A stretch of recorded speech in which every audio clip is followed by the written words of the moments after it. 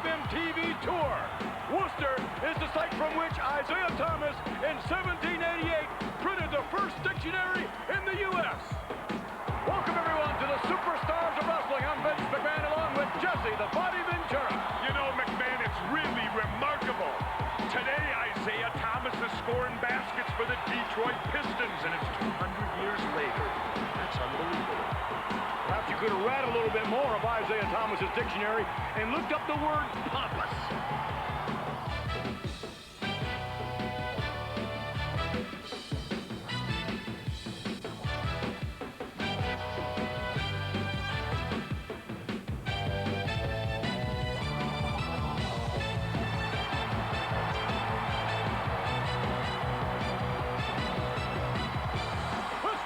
Superstars of Wrestling, scheduled to join Brother Love as his guest, the Macho Man Randy Savage, and his tag team partner at SummerSlam, Zeus.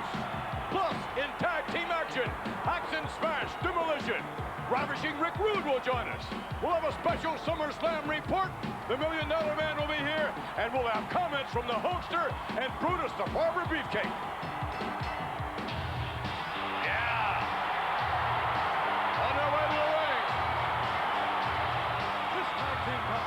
Is scheduled for one fall. Entering the ring from parts unknown at a total combined weight of 583 pounds.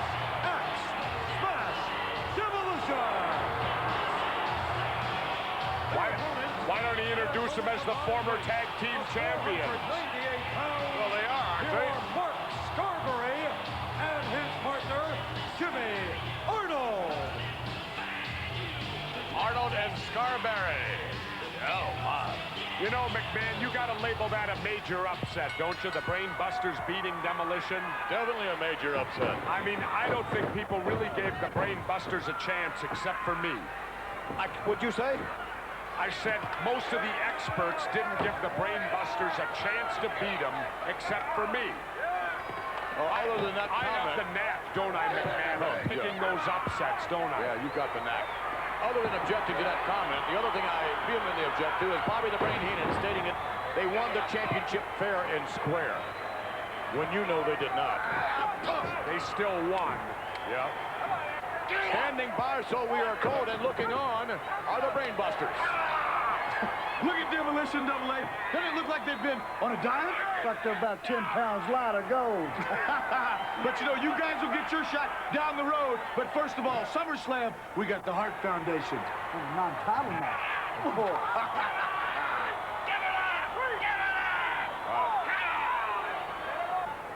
When they were champions, I'm sure they were very angry and having a championship belt stolen from them in the fashion that they did. Stolen. Why is it whenever someone I like wins a title, they stole it? But when someone you like wins a title, they did it fair and square and great wrestling ability. You saw what happened to Smash. Hey, if you don't get He was caught, knocked unconscious, Jesse, please. McMahon, if you don't get caught, it's not cheating. Oh, my. What an attitude. That's something all the kids at home can learn from me. I sincerely hope they did not even hear that. Scarberry feeling the wrath of Axe at the moment. By the way, Axe and Smash have their own video out. The best of Demolition. And here's what do they do, sing and dance? No, they don't sing or dance, I don't believe. They do what they're doing now. Some of the greatest matches of Demolition out on Coliseum home video. Well, it definitely looks like they're out to make a statement after losing those titles because they haven't given Scarberry or Arnold a chance to breathe in this match. Axe and Smash.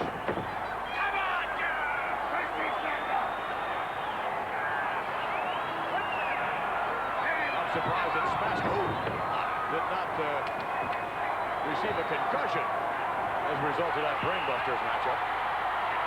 I think his head's too hard to get a concussion. Wide open is Arnold. Down is Axe. And he dropped the Axe, all right. The cover. And the 3 count. I like the way Axe stepped over his opponent. Demolition! The Brainbusters can vote now be able to gloat for very long. Let's go back to the replay. There you see Axe firing his opponent in, catching him with a big clothesline right there. The head into the big foot, another clothesline. And right now, let's take you to the update. From the pages of the World Wrestling Federation magazine, here's Update. All right, hi again, everybody. Courtesy of Saturday night's main event, let's go back recently. A matchup between the Superfly, Jimmy Snuka, and Greg the Hammer Valentine. Special referee, Rugged Ronnie Garvin. Let's join that action in progress. Valentine drops the hammer. Covers Snuka now. Referee out of position. Back over now. 2 in. Almost a 3 count. Yeah, I just wonder if conveniently out of position. Oh, come on. Valentine kicking up into the chest area of Snuka. Kicks him out of the ring all the way. And right away, Ronnie Garvin is going to start the count on Superfly Snuka. Snuka trying desperately to get back into the ring now. He could very well get counted out here. Back up on. Look at that. He could have made it back in the ring on 7. Valentine comes over and keeps Snuka out with a foot to the chest area. That's a smart tactic. Valentine's buying time, resting in the ring. He's got Snuka hurt. He's delivering more. He's delivering more punishment. Snuka continues to get hurt while Valentine rests. The second time now, Valentine has interfered with the count by attacking the Superfly before Snuka could get back into the ring. That's his prerogative. He certainly doesn't have to let him in the ring. Look at that! Look at that! I can't believe it! Garvin shoved Valentine. Where is Jack Tunney? Tunney should be jumping in that ring right now. Valentine was not listening to Ronnie Garvin. He was supposed to stay in his corner as the count continues. Wait a minute, Superfly now is coming out. Superfly is going up to the top rope. Valentine and Garvin continue to argue. Valentine putting the bad mouth on Garvin. He hit him! He certainly did. He hit him! I can't believe it! Where is Jack Tunney? Superfly covers his man. 1, 2, 3. This is atrocity, McMahon! This is baloney! You're telling me that if Tommy Lasorda's arguing with the referee, that the referee or umpire can turn around and hit him? Superfly, look out! Valentine going after Garvin. He stepped over the top rope for his effort. Valentine is hot. I've never seen him this angry before. Oh, I gotta say, if Tunney's a man of his word, this is the last we'll ever see of Rugged Ronnie Garvin. Immediately following that action, Greg the Hammer Valentine was quick to get on the soapbox and make these comments. I know I put Rugged Ronnie Garvin out of wrestling in a retirement match, but that's not good enough anymore. I want him back in the WWF as a wrestler once again, so this time, once and for all, I can finish the job. All right, with that demand voiced by Greg the Hammer Valentine, it did not take World Wrestling Federation President Jack Tunney long to issue this statement. I'm very pleased to announce that Mr. Ronnie Garvin has been granted full privileges and status as an active wrestler in the World Wrestling Federation. Well, Greg the Hammer Valentine getting what he wanted, the full reinstatement as a wrestler of Rugged Ronnie Garvin. In an already hot summer, things continue to heat up here in the World Wrestling Federation. For Update, I'm Gene Okerlund. There's a new breed of undercover cop at 21 Jump Street. An elite unit who walk the beat down high school hallways. A series based on a harsh reality. Starring Johnny Depp, Dustin Nguyen, Holly Robbins, and Peter DeLuise in 21 Jump Street. Don't miss the British television premiere tonight at 8 on Sky One. Was festering in the boots. Ah. Oh, last week's dirt. And the pong of stale sweat. Charming. I was going to take it to Mum's. Pass the aerial liquid and the gas mask. But Mum doesn't like liquids. She said she'd like aerial liquid. Mum, I tried to tell her. Rub it right into the heart of the whiff. You can boil it later, Mum. Then shove the aerialette right in so the liquid starts working straight away in the heart of the wash. One spotless rugby shirt. She must have boiled it, Mum. Well? Brilliant. You even managed to get that revolting smell out. Aerial liquid cleans to the heart of the smelliest wash. Mum will be speechless. I doubt it.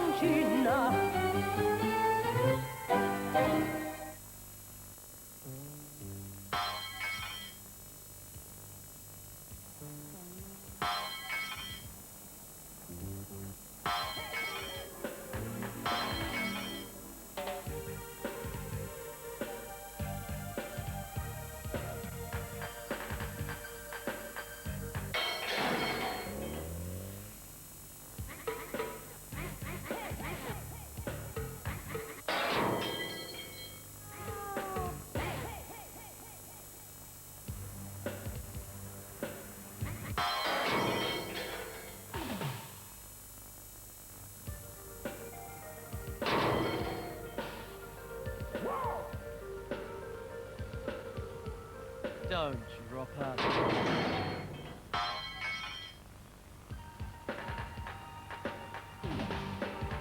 Drop it in the bin.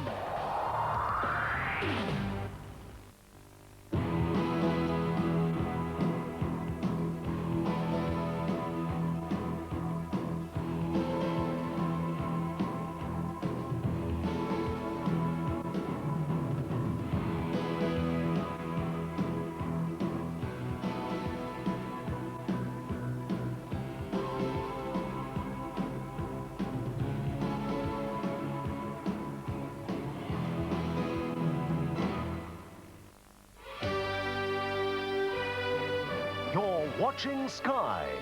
More channels, more choice. Television's new generation. You are a part of a growing family of Sky viewers. And if you're watching Sky through an Astra home satellite dish system, you're receiving the complete Sky package of news, sports, entertainment, and movies, absolutely free of charge. From February, Sky movies will be scrambled, and a weekly subscription charge will apply. New dish buyers will enjoy the Sky package for a £15 deposit and a weekly fee of £2.29. But for you, the Sky pioneers, here's a special offer. Register now and you will qualify for a 6-month free bonus period. No subscription to pay until August 1990. It's our way of saying thank you for joining us as a pioneer. To take advantage of this one-time only offer, call the satellite hotline on 01847 7777 and we'll be in touch to install the necessary equipment. All you pay is a £15 deposit for a decoder to unscramble the signal and your personalized smart card, the lock and the key to all 4 Sky channels, including Sky movies. So sign up now as a Sky pioneer. Call 01847 7777. This offer closes September 30th. So don't miss out on Sky Television. More channels, more choice. That's why we're the one. Britain's #1.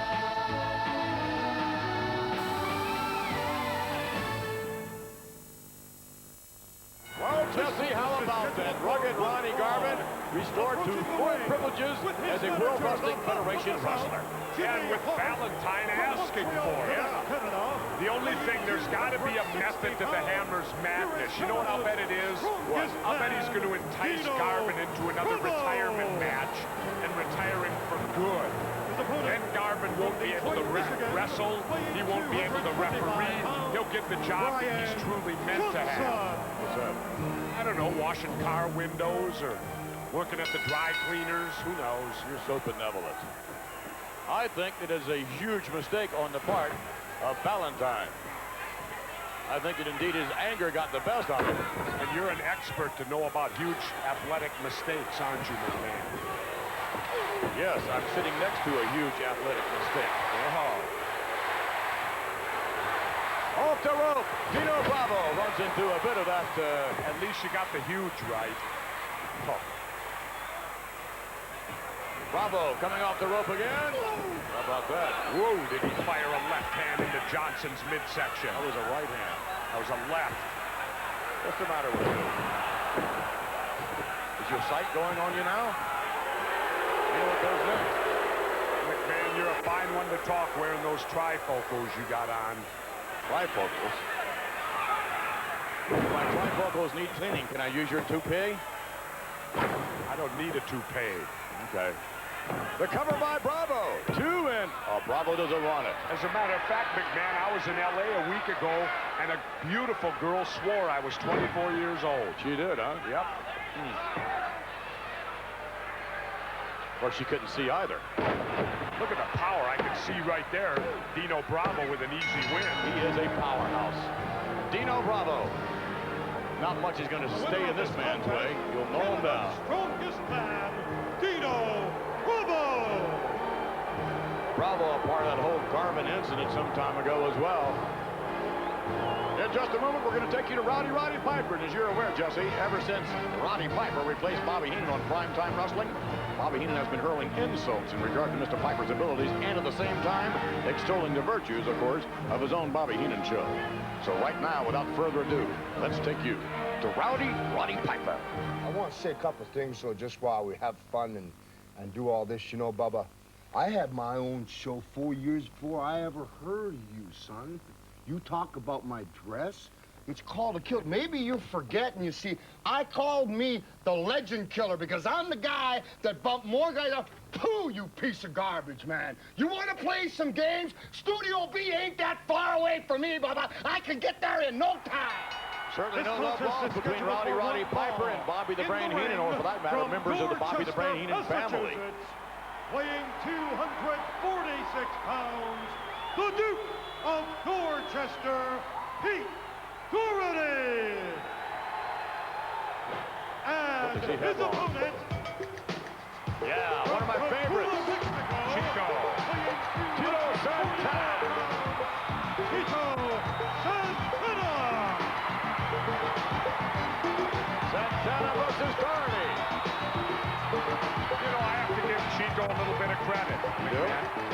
Yeah, he's achieved a minimum amount of success since Rick Martel quit carrying him. Oh, my goodness. He's been, you know, average success. Better than I thought that he would do. Tito Santana teaming up with the Rockers in the 6-man matchup at SummerSlam to meet Rick Martel and the Fabulous Rougeaus. Yep. A nice attempt at a sit out there. Doherty holding on to that full Nelson. Chico couldn't get out of it. Powering out of it now. Nice takeover. You know, it's interesting in the new issue of the WWF magazine, which of course... You mean the one with King Duggan on the cover? Unfortunately, which will go on sale this Tuesday at newsstands all over the country. The magazine has the Battle of the Titans, a tremendous story on Chico Santana's battle with Mr. Perfect, Kurt Hennig. Yeah.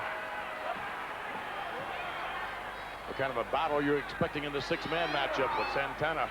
It'll be a great matchup. Yeah. Great matchup. You know, Chico's got a lot of hostility towards Rick Martel. You know, Chico kind of got left out in the cold and showed that Martel did carry the team. And that suffered an embarrassment for Chico. Boy, I really disagree with that. Off the rope, Pete Doherty, back body drop. Santana to the rope. Pete Doherty to cover. 3 count. Santana, explosive as always. Tito Santana. Let's go back and take another look at Santana. Here you see Chico coming off with the big flying forearm. Shut your mouth, McMahon. Big win for Chico, and he sports his own T-shirt. What an ego. Red Rooster, you should be the happiest man in the World Wrestling Federation for a couple of reasons. Number one, you have an opportunity to step in the ring with not only the greatest wrestler of modern time, but the greatest wrestler of all time. And number two, you're getting an opportunity. Yes, maybe you, Red Rooster, have the qualifications to put a flaw in Mr. Perfect's record. Well, in SummerSlam, my friend, I'm not going to let it happen. Red Rooster, Mr. Perfect is here, and he's he's here for a long, long time. My mother hen told me be a good egg and don't fight unless provoked. And I've heard everything you said, Mr. Perfect, about me might have the right stuff, and you're gonna be perfect at SummerSlam. Well, my friend, you will have to be perfect because you got my feathers ruffled. I'm coming after you because I got something to show everybody. I'm not going down for you or anybody else in the World Wrestling Federation. I am gonna fly high as only the Red Rooster can do. The Rooster would certainly have a lot to crow about if he were to beat Mr. Perfect. Also, Dusty Rhodes to face the Honky Tonk Man. Dusty Rhodes in SummerSlam, baby. You're in for the surprise of your life. Shake, rattle, and roll. I don't think you ever felt that, Dusty Rhodes. I know you've done a lot of things in your life. You've had a lot of jobs and a common man, but I don't think you've ever felt. They shake, rattle, and roll. SummerSlam, feel the heat. Honky Tonk Man feels the heat. It's all around him. I got heat everywhere I go. When I'm walking down the street, I got heat. So you think I'm worried about somebody like you? I hope you have a job when this is all over. I hope you can still do plumbing. This contest is scheduled for one fall. About to enter the ring with his bodyguard, Virgil, making his summer residence in Hyannisport, Massachusetts, weighing 260 pounds. Here is the self-proclaimed $1 Million Champion, Ted DiBiase. The $1 Million Man, the $1 Million Champion, and the man who ended Jake the Snake's wrestling career. Well, there's some truth. Pretty good credentials right there. Weighing 235 pounds, Dale Wolf. Dale Wolf locking up with the $1 Million Man. And you know, the bottom line with this guy is he can wrestle. Yes, he can. Excellent wrestler. Dale Wolf. I'm not talking about Dale Wolf. I'm talking about the $1 Million Man. He's also a good wrestler. Ooh, what a clothesline. Superfly Jimmy Snuka apparently looking forward to his matchup with the $1 Million Man at SummerSlam. At SummerSlam, DiBiase, you're gonna go broke. Whoa! And Dale Wolf caught the $1 Million Man napping there, drop kicked him out through the ropes, and you can see DiBiase's irate outside the ring. This man does not like to be embarrassed. And when you got his kind of money, you don't have to suffer any type of embarrassment. And Wolf is paying for it now, McMahon. Yes. You don't want to try to embarrass him. DiBiase has never looked better physically. I think he's in the best condition of his life. The $1 Million Man crashing down into Dale Wolf. What a matchup that should be with the Superfly Jimmy Snuka. That'll be very interesting. Because as I said before, the $1 Million Man can wrestle with anyone, and the Superfly better be careful. Because if he goes up those ropes, no telling what can happen when he comes down. Dale Wolf is going nighty-night. The sleeper hold applied successfully. Here is your winner, the self-proclaimed $1 Million Champion, Ted DiBiase. DiBiase once again victorious. Look at this now. I mean, only the $1 Million Man rewards opponents like that. $100 bill stuffed in his mouth. Look at that beautiful championship belt. There you see DiBiase over the top on Wolf. Catches him with a vicious clothesline right there. Wolf into the ropes. DiBiase with a beautiful power body slam. And there's the $1 Million belt. Standing by right now, let's take you to the Hulkster and his tag team partner, Brutus the Barber. You know, Hulkster, I can feel the brew. I can feel it working. I feel myself becoming one with you and all the Hulkamaniacs. But I'm thinking to myself, is it gonna be enough? Are all the ingredients there? Is everything there that we need? You know that's enough, man. You weren't supposed to let the cat out of the bag so soon. Oh, yeah, I let you sip the potion just to put you on the edge, man. Just to get even with the Macho Man and Zeus. We've left out one final ingredient. We've left out the one ingredient that's gonna put us ahead, make us more deceiving, more deceptive, more quicker, more aggressive than them, man. And that's lovely Elizabeth, brother. One drop of sweetness from the lovely Elizabeth in our mumbo-jumbo pot will put us ahead of the game. I don't care about the human wrecking machine. I don't care about Scary Sherry flying around the arena on her broom. I don't care about the Macho Man shaking in his corner. Once I give you the final dosage of the Brew Brutus, will you be ready with the Clippers? Will you be ready to fight all odds? And the way you feel now, will your body be able to handle the extra dosage I'm gonna lay on you? Oh, I don't know, Huckster. You know I'm gonna be there right to the end. I'm gonna stick this thing out. But you know that human wrecking machine, he feels no pain. Yeah. He knows no fear, Huckster. He is out there somewhere, man. He is out beyond the pain barrier. That's where we got to go. We gotta take it right to him, man, with this thing. We can't lay back. We got to go! Trust me! Go. Trust me! Follow me, and I'll take you there. But Macho Man, I know you inside and out. I know the human wrecking machine now, and I know all about Scary Sherry. But the extra ingredient in our potion is one thing. But where is Elizabeth gonna be, Macho Man? When we're more wired than the madness and the mania put together, when we're more aggressive than any team you've ever seen, when the 24-inch pythons power Zeus down to his knees, where is Elizabeth gonna be, Macho Man? Is she gonna be in our corner, brother? Is she gonna be watching you from afar? Is she gonna be hovering overhead, Macho Man? Once the mania has wiped out the madness, there's only one thing left to do, brother. Break that spell of Scary Sherry. And as she drops her broom, Zeus, the Macho Man, and Scary Sherry will be swept to their doom by Elizabeth. What you gonna do when the mania destroys all three of you? Tonight, a Sky One special. The all-time greatest TV censored bloopers. Oh, I think Christmas is a wonderful thing. I think they should have it every year. The biggest blunders and the funniest follow-ups from television and the movies. Die Parkbank im Inglesiengarten. That's good, yeah? All-time greatest TV censored bloopers. Tonight at 7 o'clock on Sky One. This is Maya. She's super, always playful and very loving. But where her food is concerned, she knows what she wants. Whiskers. I used to buy other brands, but Maya didn't like them.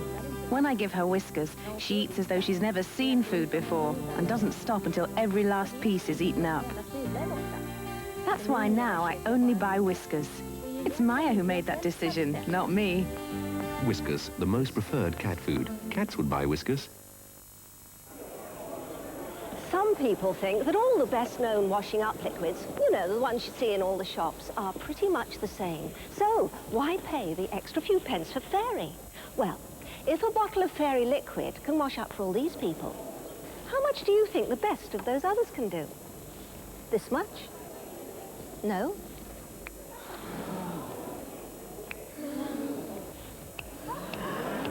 This much. So, although Fairy may cost a few pence more, look what you could lose out on without it. You see, with Fairy, a few more pence makes a lot more sense. Now you can buy Camay Classic, or New Camay Light with a lighter fragrance, or New Camay Chic with glycerin. The changing face of Camay.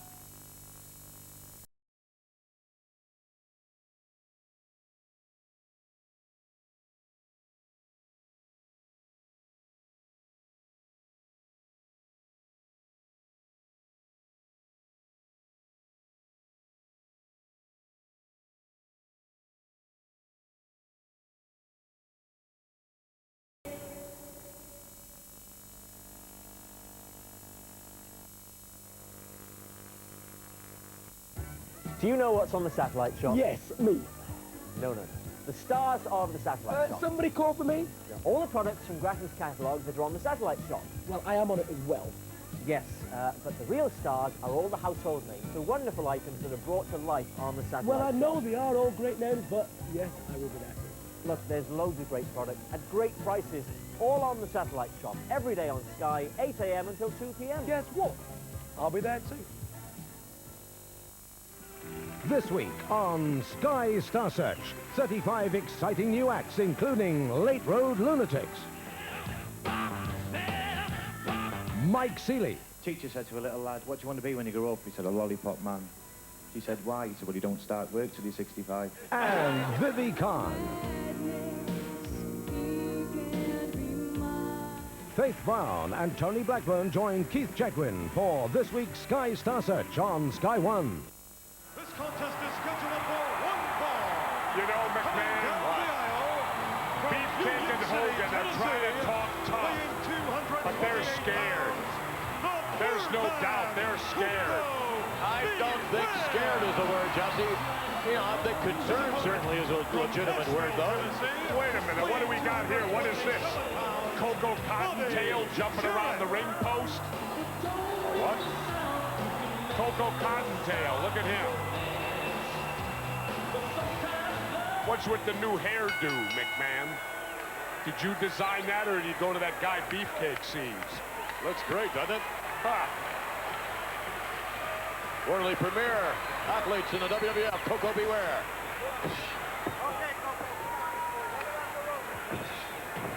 Off the rope, Coco missing with the roundhouse. Ooh, wait, won't oh, look at that! Wow. You get two in. Wow. Coco better watch what he is doing in there. Coco has such a low center of gravity, I'm surprised he lost his footing right there. Jarrett making a nice move. Oh, Coco making a nice move there. That good short clothesline, very devastating. Coco with a back body drop, and he can get right under you so quick. Yeah, the only thing that works against him, though, he's so short, he can't throw you that high. Yeah, well, look how wide he is. Good double arm suplex right there. Coco really looks good. A lot of muscle packed on that frame, a lot of muscle. And a lot of wrestling knowledge. Yes. Coco taking over here on Jarrett. Using a few roughhouse tactics, softening up his opponent. I've noticed Coco's become a lot more aggressive ever since he got that new hairstyle. Now, a little squawk there from Frankie. You're always squawking, Jesse. You and Frankie have something in common. Snapmare now. What's the matter? You and Frankie got something in common, too. What's that? Those bird legs that hold you up. Why, Scott? I've always thought on our openings that they should have you on a perch, McMahon. Really? Thank you. Coco. Ooh, my. Jarrett ran right into the boot. He left himself open right there. Very vulnerable, and Coco should follow up. Coco now with a suplex. Ooh, Ghostbuster. Wow. Nobody gets up after that. Nobody.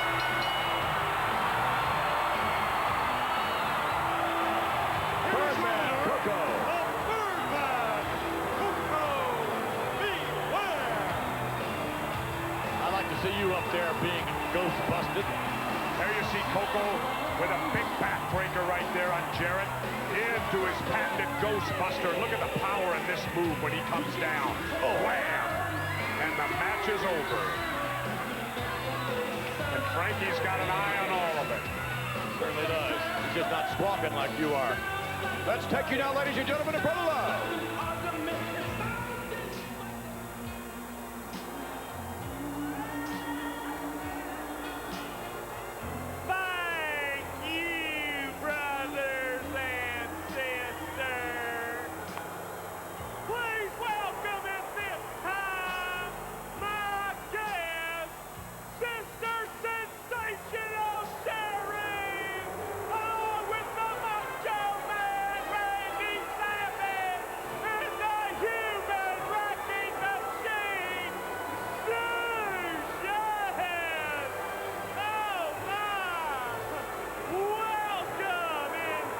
Look at the size of Zeus. You know, Brother Macho, Brother Zeus, you know, Brother Love has never seen anything like what I witnessed recently.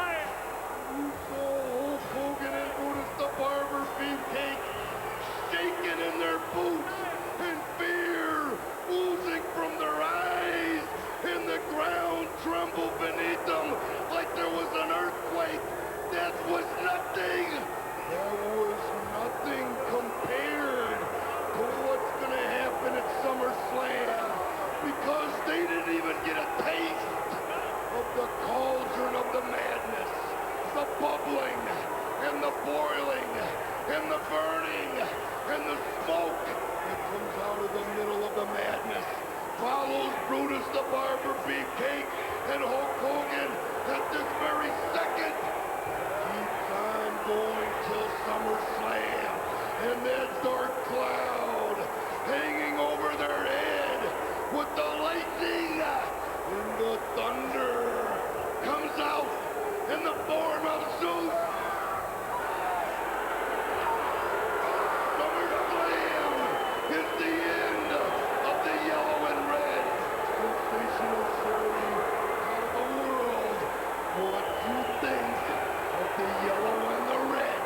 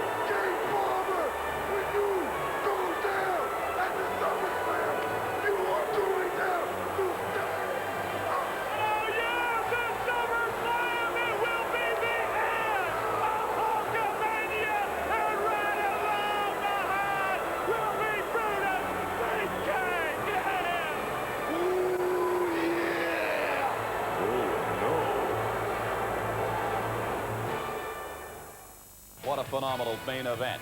Zeus plus the Macho Man Randy Savage, Sensational Sherry in their corner to meet the World Wrestling Federation champion Hulk Hogan and his partner Brutus the Barber Beefcake.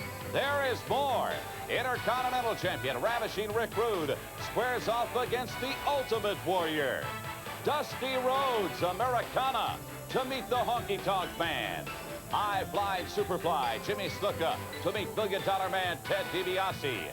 The Hart Foundation, Bret the Hitman Hart, Jim the Animal Neidhart to meet the brand new World Wrestling Federation Tag Team Champions, Arn Anderson and Tully Blanchard. Collectively, they are the Brain Busters. The Red Rooster meets Mr. Perfect. The Rockers and Tito Santana square off against the Fabulous Rougeaus and Rick Martel. Hercules to meet Greg the Hammer Valentine. Talk about your action.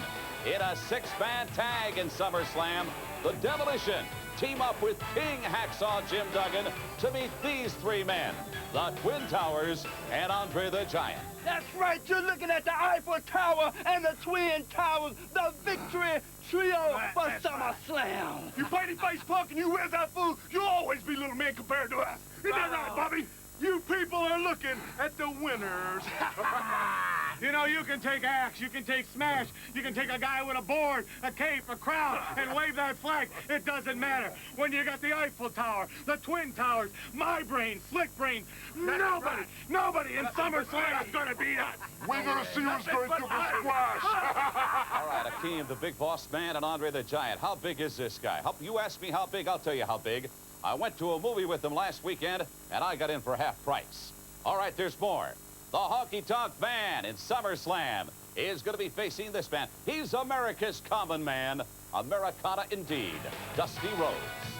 Hi, you know, I heard the Honky Tonk Man talking about giving me the shortest trip to Hardwick Open at SummerSlam. Well, I borrowed these from a big old bully. You know what I mean? Just madder than a house on fire. But now I got them. I'm making hits all over. I'm the record maker. The hits on you at SummerSlam. All right, Dusty Rhodes to meet the Honky Tonk Man. The Rockers, Shawn Michaels and Marty Jannetty team up with Tito Santana in six-man tag team action. Their opponents, these three men, Jacques and Raymond Rougeau and Rick Martel. At SummerSlams, the Rockers, they think they've solved all their problems now by teaming up with Santana. When in fact, you've created more problems, because now not only you have to deal with the Fabulous Rougeau brothers, but you have me to deal with.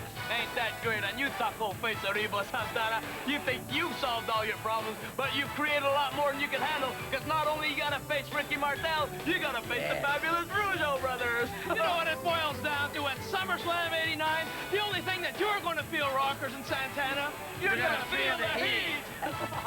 right, there's a six-man tag that could turn into a pure six brawl with the Rougeaus, Rick Martel, meet Tito Santana, and the Rockers. Folks, there is more. Ravishing Rick Rude, the Intercontinental Champion, is going to be challenged by this man. He's obsessed. He's the ultimate warrior. The respect and direction that you thought you would obtain by carrying the full load of the Intercontinental belt has never come about, Ravishing Rick Rude. And you now understand that the weaknesses that you did have only made the strength of the warrior grow. Now you understand also that the poison that I injected into you is taking every last bit from you. And as I lift you above into the darkness and you surrender the Intercontinental belt to the gods above, I will drop you to the ground and beat you at SummerSlam. 1, 2, 3. Last week on Sale of the Century. You can take the hi-fi, you can go back for the holiday. What's it to be? 5 seconds to make up your mind, starting now. John Snuffer of Middlesex has scored 300 not out. Will he declare or bat again? Tell me, John. I'll come back. But in his next innings, John faced a series of googlies from Gwen.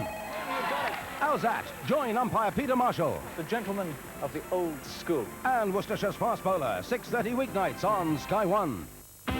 When Moritz sees tempting brekkies, there's just no stopping him. Because they taste incredibly delicious. With wholesome cereals and all the vitamins. And with juicy fresh meat.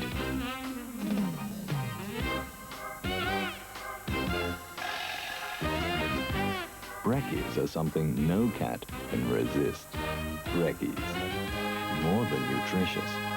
Quite delicious. Spend time on shampoo and conditioner. Take 2 bottles into the shower. Not me. I want to wash my hair. And go.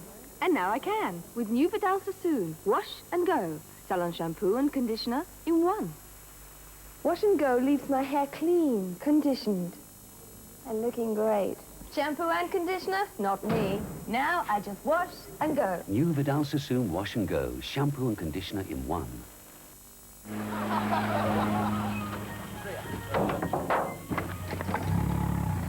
I wouldn't come near me if I were you. Oh, it smells like a tough day. You wouldn't believe it. I do. Ugh, I do. Ugh. Don't breathe in.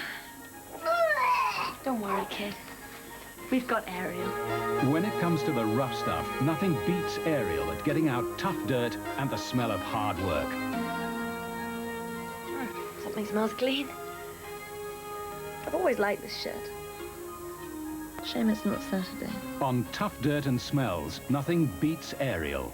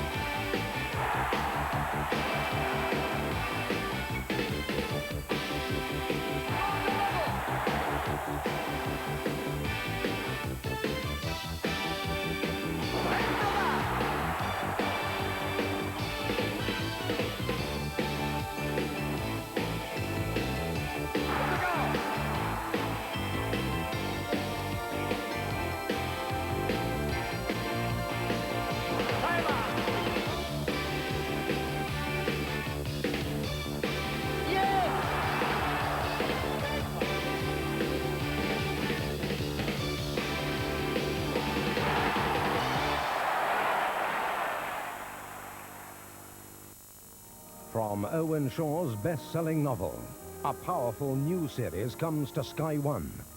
A story of struggle and ambition. There's nothing that's going to keep me from getting my degree. Love and rebellion. With Peter Strauss, Nick Nolte, and Susan Blakely. Owen Shaw's epic drama, Rich Man, Poor Man, starts Wednesday, 8 o'clock on Sky One. Contest is scheduled for All right, one fall. we are ready for more World Wrestling Federation action, Washington, Jesse. D.C. Are you ready? I'm ready. 25 pounds, Len Wagner. This is the guy you were talking about before the matches began this week. Yeah, he's a relative of yours, isn't he? No. Led down the aisle. Here's who I was talking about before the matches.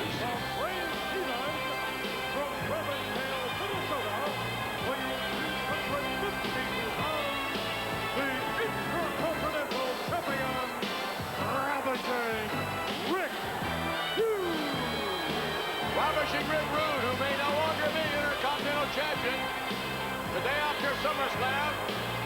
And he may well still be the Intercontinental Champion the day after SummerSlam. There's a possibility. Cut the music.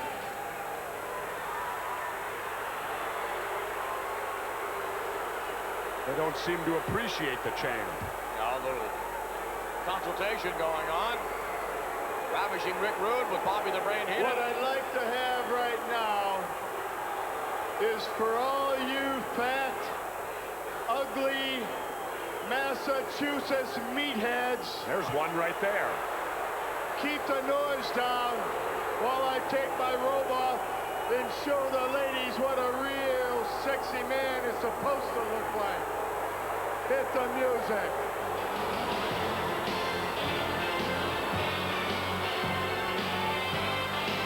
This guy is so stuck on himself. Ah.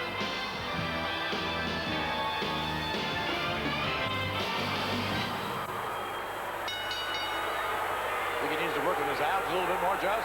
No, they look fine to me, McMahon. Think Rude is bulking up for his match with the Warrior at SummerSlam? You know, it might be. You know, Bobby Heenan has a special place in his heart for Ravishing Rick Rude. He does? Yep. Rude got him his first taste of gold in the World Wrestling Federation. That's true after all those years. But now Bobby's a double winner. Amazing. Bobby Heenan managing the tag team champions of the World Wrestling Federation, as well as the Intercontinental Champion. We spoke to Mr. Heenan a little bit earlier on. Ultimate Warrior, I understand you're making promises to the humanoids out there that at SummerSlam you're going to regain the Intercontinental Championship. Just look at Ravishing Rick Rude. He's in the best shape of his life, and he plans on keeping that title. So in SummerSlam, don't make promises to the idiots you can't keep. You know, that sounds like pretty good advice from my point of view. I'm not surprised. I can tell you that the Warrior McMahon should not make predictions that can't be kept. I'm entitled to my viewpoint, just like you are. Yeah, unfortunately, you are. Ooh, rude awakening. Wagner will probably not get up after that.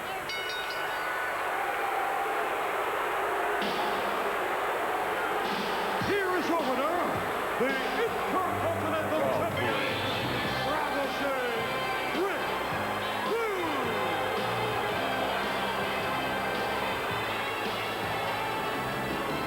Lower the music. Well, it's that all-important special time. Are you ready to make some lady happy with the rude awakening? Tell me, champ. Yeah, let's see if she's worthwhile tonight, Bobby. Bring her on down. You know, he just don't kiss anybody, you know. Yeah, I'm sure he's very selective. What do we have here?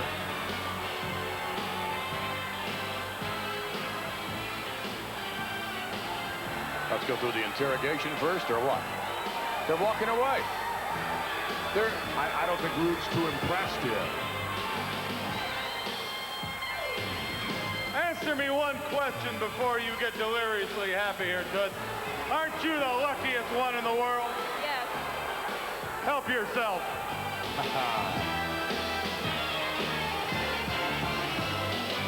To love how Rude checks out the merchandise. Bobby, I'm afraid to say, if this is the best that Massachusetts has to offer, I'm going back to Ravensdale. I can't believe rejected her. He rejected. Oh, look at she's crying, McMahon. Broke her heart. There you see Rude with a beautiful, look at that textbook suplex right there. Wham! Right down on the mat. And there's the patented Rude awakening. And you can take that one to the bank. Yeah. SummerSlam, the hottest sporting event this summer. And Neidhart and Hart, the Hart Foundation, you want a shot at these? You're gonna have to earn it like we did. Feel the heat! That's the theme of SummerSlam. Well, you know what? Demolition felt the heat of the Brainbusters. That's why we have these. That's why every time, every marquee from one end of the country to the other, it says WWF Tag Team Champions, Brainbusters, Tully Blanchard, Arn Anderson. You guys are going to get to feel the heat at SummerSlam. A lot of jealousy going to be out of the hearts of things that used to be. Things that used to be don't matter anymore.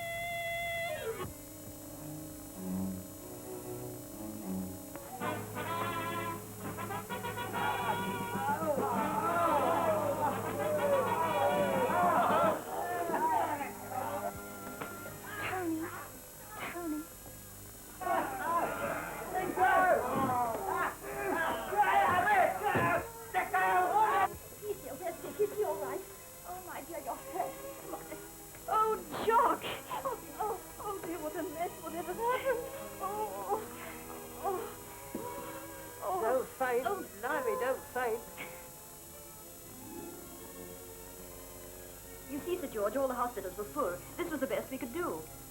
I think it's charming. Hello, Sir George. Nice to see you again. Ah, Barton, nice to see you, too. You had a close call, Tony, but you're no more a murderer than I am. Mr. Barton. You made the same mistake that many other young men make. That of going out on your first spree with the wrong fellas.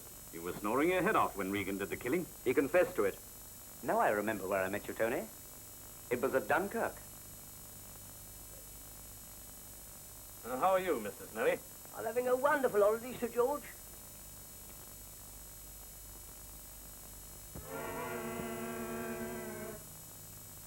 It's Jock. Sounds as if he's in pain.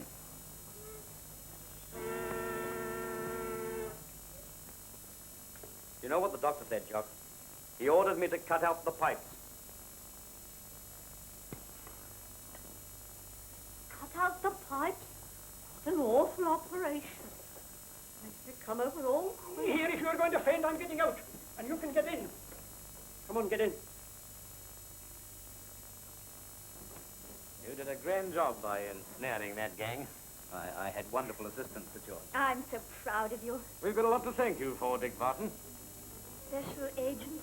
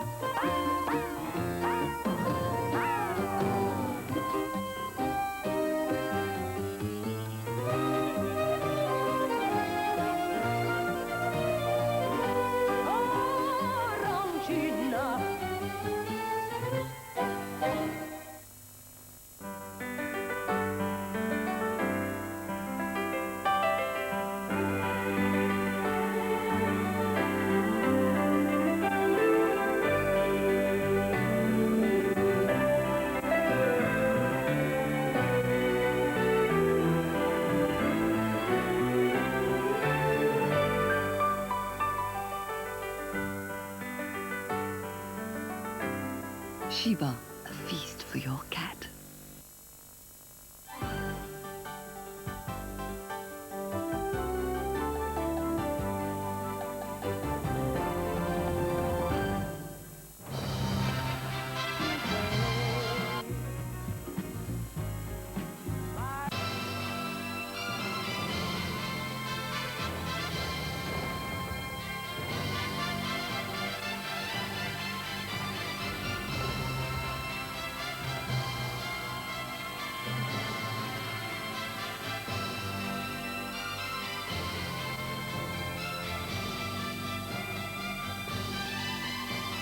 All right, standing by is Hacksaw Jim Duggan later on in the hour. Our feature bout is going to pit Superfly Jimmy Snuka against Canadian strongman Dino Bravo. The Honky Tonk Man is going to be here singing and wrestling a little later on also. What do you think about that Honky Tonk Man? He's something, ain't he? I don't know what to make of him. He couldn't- thanks he couldn't everybody carry- for everything. He couldn't carry a tune in the bucket. Oh, I like that. Say, Hillbilly, forget the animals. I don't think that's going to happen, but for goodness sakes, when you come here to the studio, you got to clean your shoes off. You can't walk in here. You mess up the place, plus there's a little aroma in the air. Well, gee, I just walked across the yard there. I don't know what it could be.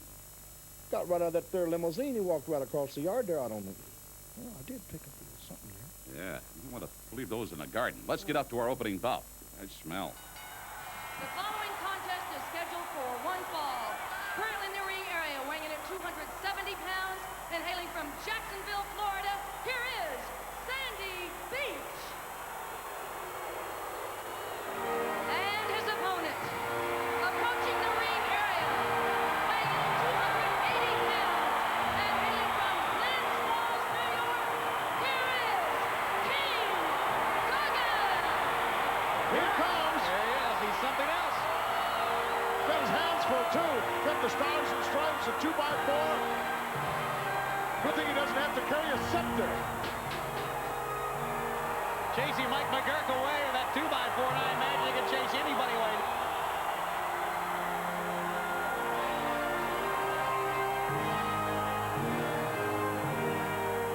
King Duggan and Demolition. What a trio that is. Well, you're dealing with three super athletes there, Tony. I really can't say that for the team of the Twin Towers and Andre the Giant, although they have something that this team doesn't have. They have the slickster and they have the brain. That's right. Make a big difference. And both those men certainly could be at ringside, and that would make a big difference. Do 5 against 3. It would be a good reason to keep that 2x4 in the corner. And anything else you might be able to get your hands on because you'll need it. There he is. Take a look at that kissing.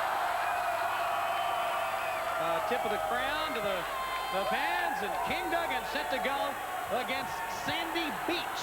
Sandy Beach, what an original name. He must have laid awake all night thinking of that.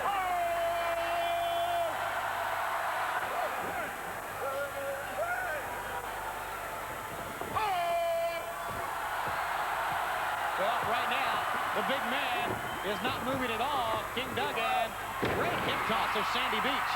Look out. Clothesline City ran over him like a freight train. One thing about it, Twin Towers or Andre are not going to go down that easily. You know, I'm kind of disappointed that Rugged Ronnie Garvin was reinstated. I would have liked to have seen Rugged Ronnie Garvin as the referee for the 6-man in SummerSlam involving these individuals right here. Well, certainly with those 6 men, you're going to need a no-nonsense type referee. And a man who really can control things because it very well could get out of hand. Here he comes again. Great close. Hand up in the air. That means one thing. 3-point stance. And lights out. Sandy Beach is all washed up.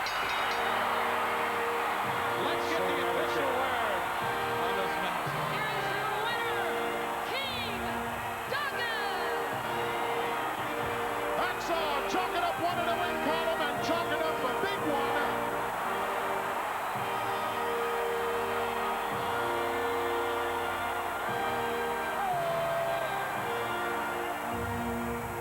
Let's go back, courtesy of Primetime Wrestling, a match in progress between Haku, the big powerful man from the South Pacific, and his opponent, the Ultimate Warrior. Let's go to the footage. You are seeing 2 men as tough as they come in the World Wrestling Federation. The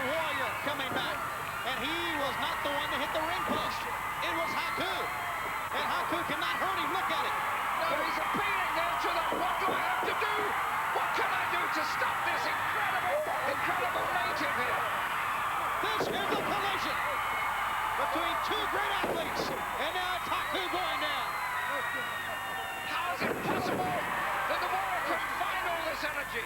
He's dug down really, really deep, and now he's going up into a territory that's on top of the ropes, and that is a domain that he likes to think is his.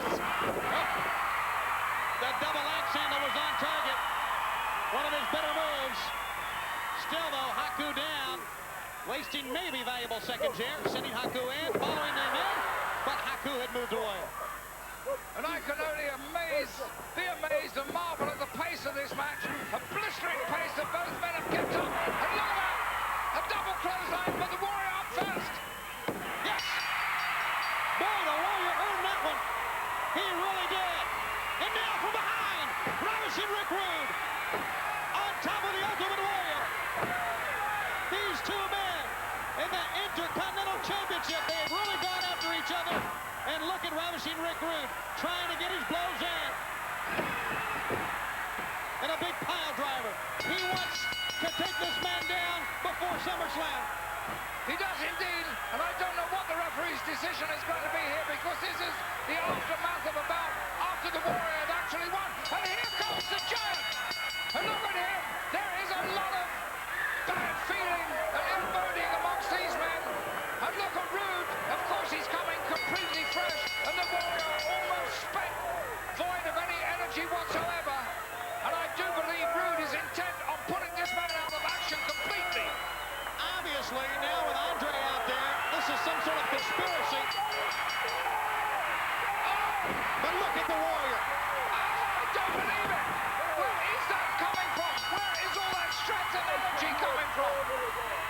He is an incredible athlete. Andre is standing there looking the other way, trying to prevent anyone from coming in, not paying attention to what's going on.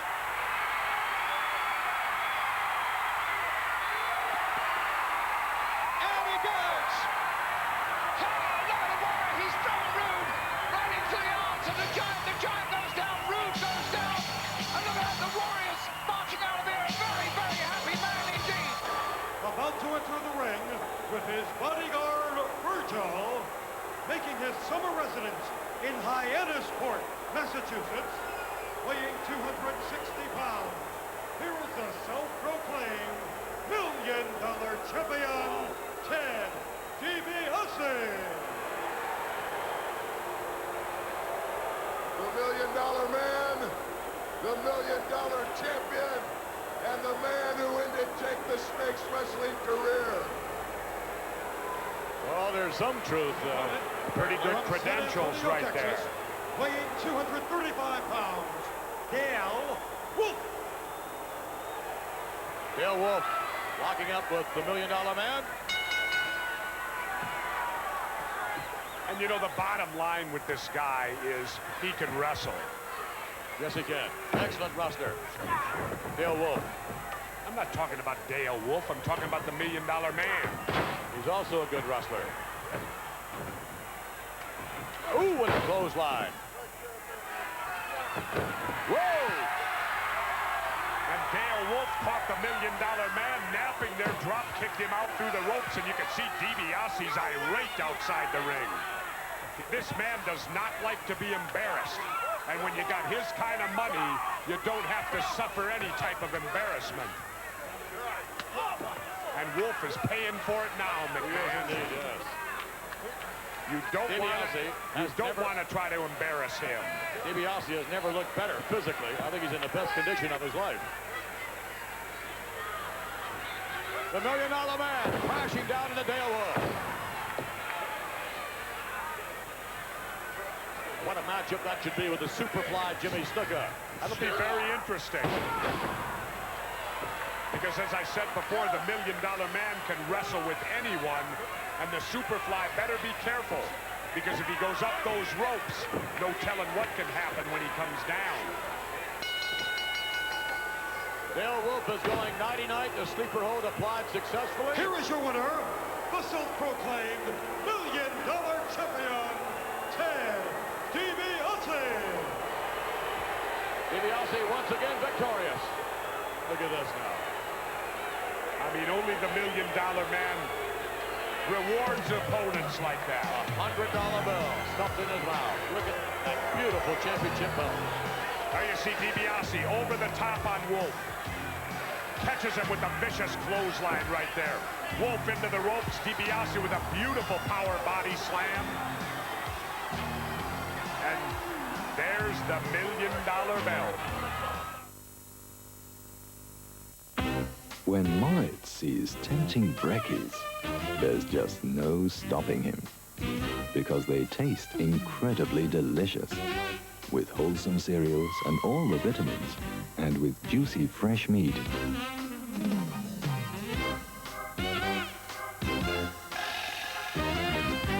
Brekkies are something no cat can resist. Brekkies. More than nutritious. Quite delicious.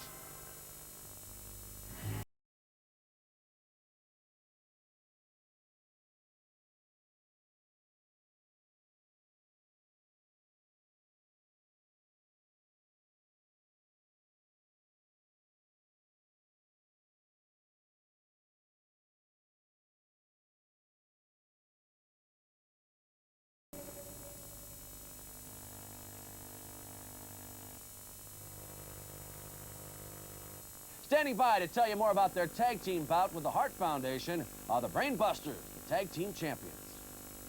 I know what your plan is, Hart Foundation. You want to do some damage to one of my Brain Busters, or maybe both of them. No, we got some plans, some big plans for you. Big plans.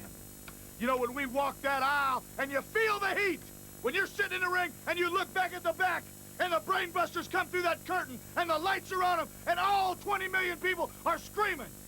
It's going to be because we are the World Wrestling Federation Tag Team Champions, and everybody out there in the sound of my voice, you better get used to it. Every wrestler better get used to it, because it's here to stay. You want a title shot? You earn one. A thinking champion, don't look back. Don't look at what used to be. Look at what you got to do ahead of you. We're going to win them one at a time. We're going to start with you at SummerSlam. Well, Bobby the Brain Heenan, along with his Brain Busters, they meet the Hart Foundation, Bret the Hitman Hart, and Jim the Anvil Neidhart. The $1 Million Man, Ted DiBiase, he faces the Superfly, Jimmy Snuka. Ted DiBiase, yes, you have got a beautiful belt, brother. But there's only one thing I'd like to know. How did you win that belt? Did you buy it? Yes, it's got a lot of nice, beautiful diamonds on it. But let me tell you something, brother. I do not respect a man that goes and buy a belt. Unless you want it. But let me tell you something else, brother. When that Superfly gets on top of that rope, and when he climbs high on top there, brother, and starts going up higher and higher, do you understand? Do you understand, Ted DiBiase?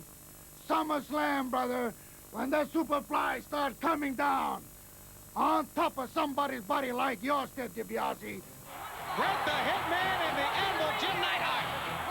They are something else. They put it all together a long time ago.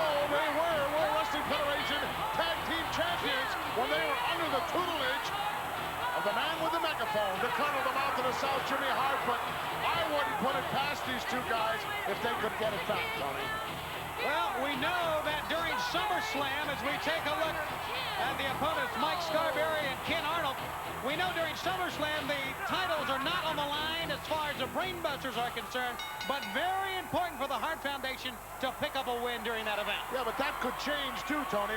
You know, we're still 2 weeks away from that event, and anything can happen in 2 weeks. Right. Anything at all, and the title could be on the line, and what an opportunity that would be. I really think it's going to be one of the better tag team matchups of 1989, the Hart Foundation against the Brain Busters. No question. No question. I'll tell you a match that stands out in my mind. In fact, Coliseum Home Video, in their latest home video out, Tony, Fan Favorites, I think it's called.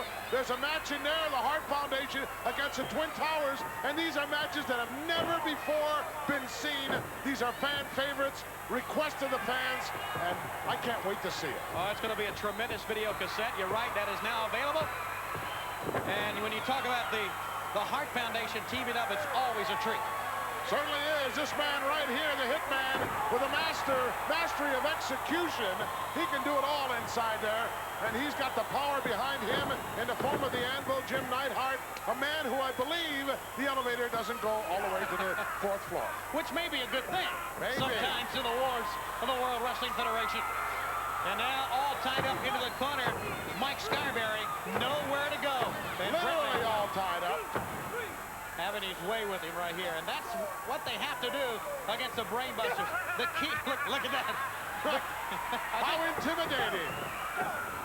The key is to take a team like the Brainbusters and separate them.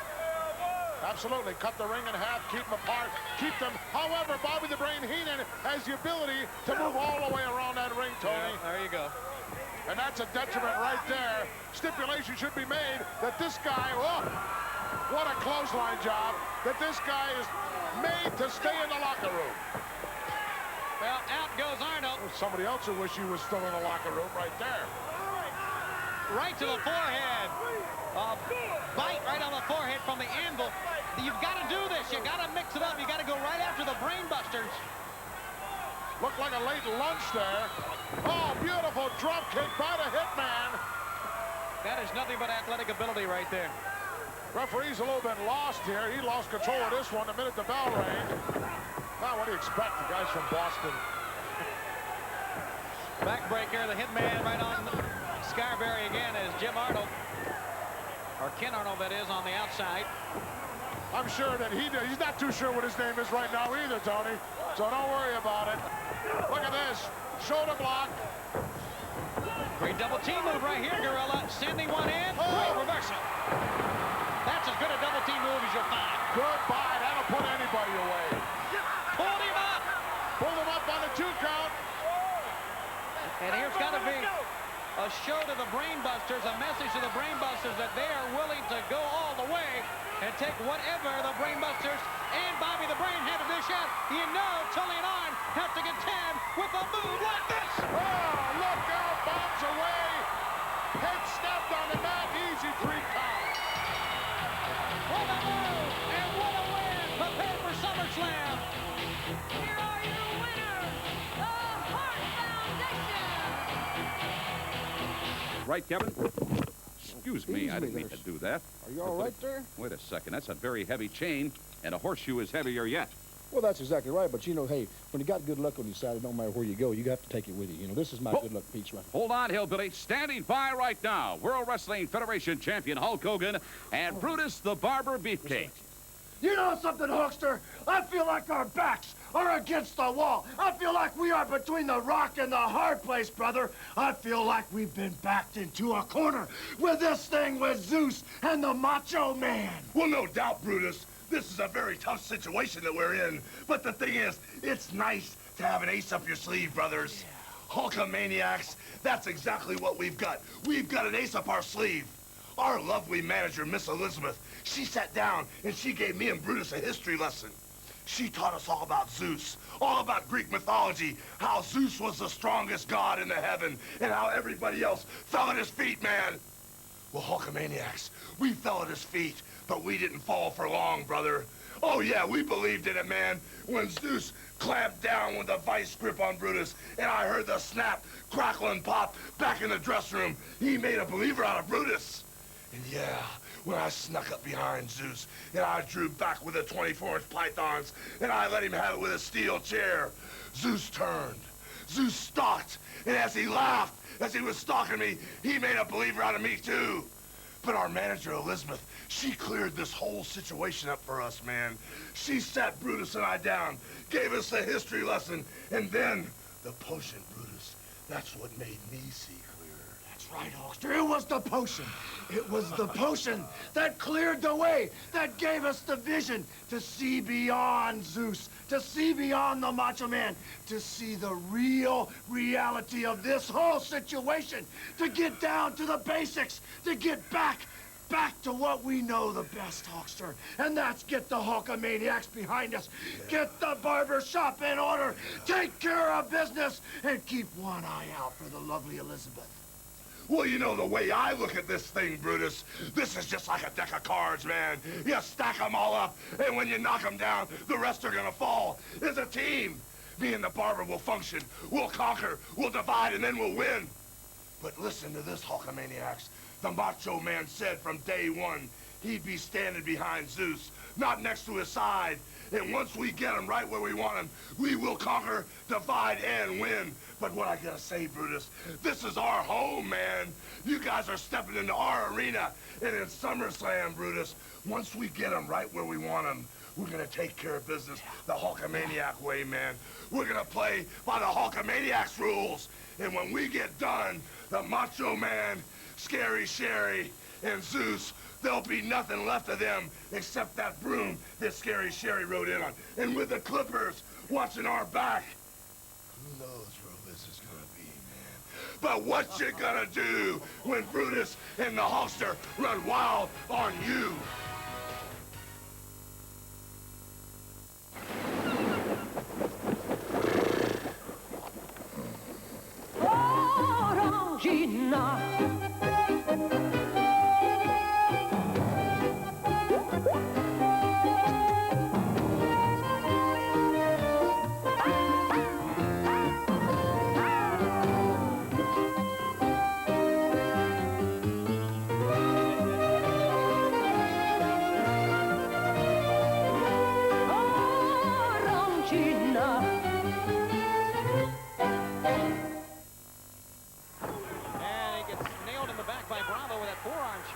Done again. So Bravo executing quite well, as we've seen so many times from this big Canadian. And once again to the back. And I would say at this point, Tony, that I'm sure the $1 Million Man Ted DiBiase must be watching this match and maybe getting a little confidence in seeing Superfly being treated so abusively by Dino Bravo. Certainly the style of the $1 Million Man is not the same as Dino Bravo. No, not at all. But he could be learning some lessons here, though.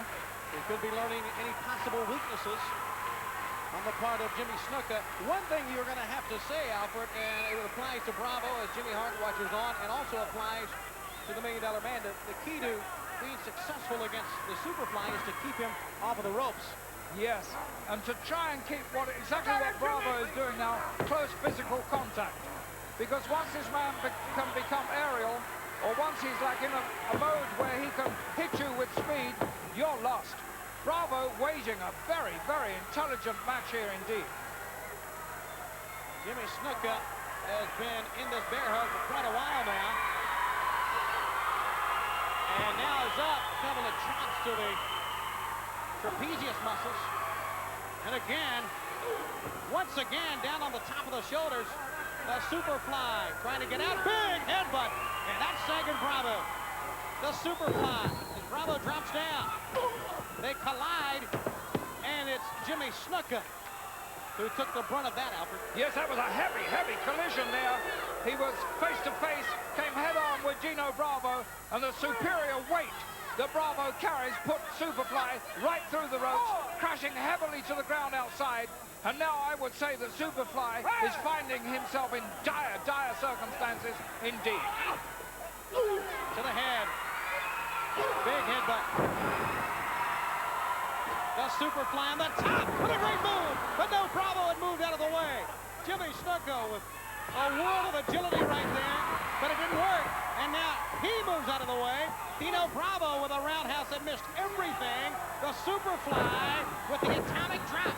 So the action picks up now, and that's always in the favor of Superfly Jimmy Snuka. And Superfly now being able to execute those aerial moves.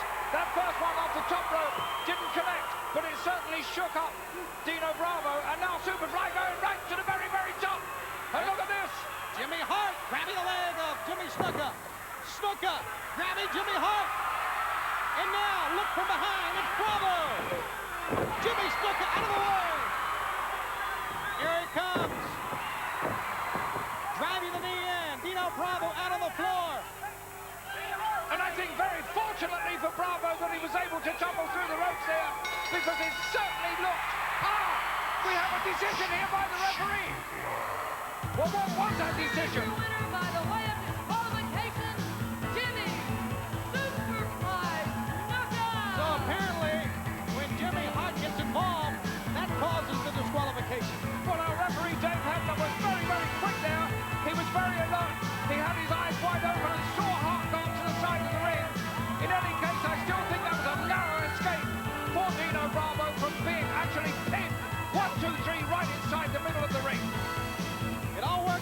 a big win for the Superfly Jimmy Snuka, who is prepared. And that's obvious by looking at that man right there for SummerSlam coming up at the Meadowlands Arena when he goes up against the $1 Million Man, Ted DiBiase. All right, ladies and gentlemen, my guest this week, one of the most popular men in the World Wrestling Federation today.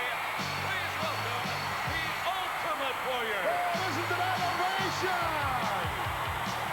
I thought for a moment he was going to run right over top of Mean Gene. This guy's psyched up, or is he psyched up? Boy, Ravishing Rick Rude better be watching this. You're going to be facing the Intercontinental Champion, none other than Ravishing Rick Rude. Your thoughts on this big opportunity? The respect and admiration that you thought would come with the Intercontinental belt has never been realized, Ravishing Rick Rude. For the force field that the Warriors have surrounded the belt with has acted like a poison, and you have become an even weaker, normal, mortal man. With the Warriors attached to me like the plague, at SummerSlam, I will once again reign as the Intercontinental Champion! Wait a minute. So he doesn't lack any Just confidence. a second. Ultimate Warrior, are you promising me, and are you promising millions of your fans throughout the world, can you guarantee that you will once again be the World Wrestling Federation Intercontinental Champion? Can you make that promise? Look at those eyes. The writings are on the wall, and the Warriors have spoken. I make a promise to you, and I promise you, Ravishing Rick Rude, I will defeat you at SummerSlam, and we will once again carry the Intercontinental belt! All right, ladies and gentlemen, he's ready to explode. Now you can buy Camay Classic, or New Camay Light with a lighter fragrance, or New Camay Chic with glycerin. The changing face of Camay. John Patrick McEnroe, Karl Uwe Stein, a unique tennis challenge.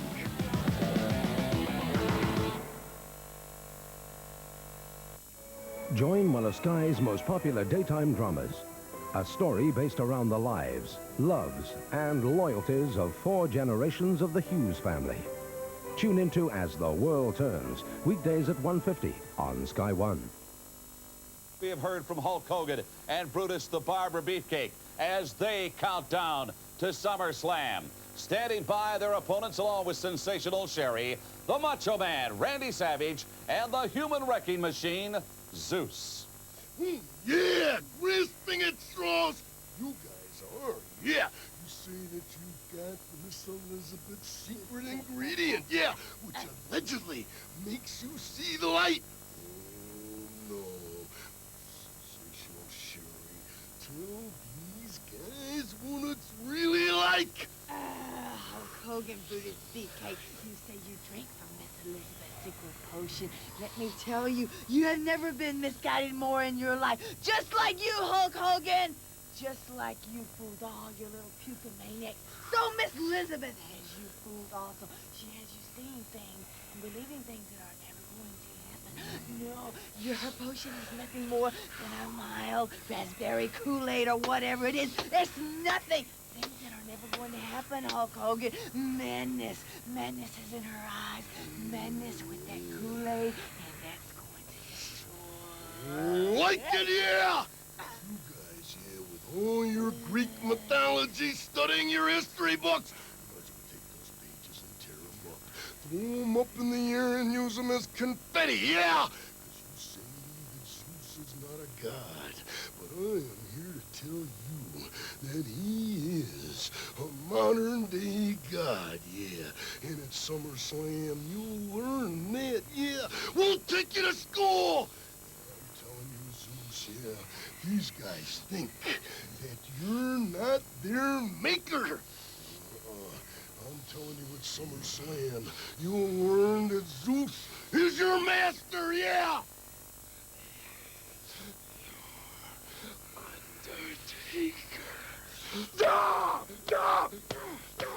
Yeah! What a main event it's going to be with the Macho Man teaming up with Zeus to meet World Wrestling Federation champion Hulk Hogan and Brutus the Barber Beefcake. The Honky Tonk Man has got this man to deal with. He is truly Americana. He's Dusty Rhodes. Oh, you talk about having a party at SummerSlam. Honky Tonk Man, Blue Suede Shoes, and the Heartbreak Hotel, all wrapped up into one big mighty night. And Dusty Rhodes, the American Dream, Mr. Americana, Mr. Singer, Mr. Dancer, and now, ooh, Honky, Mr. Wrestler at SummerSlam. As you can see, folks, truly an extraordinary card in SummerSlam. A couple of gentlemen not signed on the card, but who are very much looking forward to being part of SummerSlam, are standing by. They're the Bushwhackers, Luke and Butch. Oh, Cousin Luke! Oh, we're so excited, Cousin! Oh, so excited about SummerSlam! Cousin! And you know, Cousin Luke, because we're so excited, we got out and bought you that new color TV! 40-inch screen, Cousin! Oh, yeah! We gotta work it! We don't know how to work the bloody thing! We'll get it to work, Cousin! We'll get it! We'll get it together, Cousin! So we can watch SummerSlam pay-per-view! Oh, yeah! And then we're gonna get Mummy! And we're gonna bring her all in! And we're all gonna sit down there, Cousin! And we're gonna watch it! And we're gonna all feel the bloody heat! All right, the Bushwhackers, Luke and Butch. The following contest is Now we hear scheduled the comments for the one Macho fall. Man Currently in the and ring from Salem, New sensational Jersey, and Sherry weighing in with at some threats 230 directed pounds, towards here is Miss Elizabeth. Jim Well, I think they might have made a cardinal mistake there, Tony. They had things going their way. The Hulkster's worried. Brudi is worried.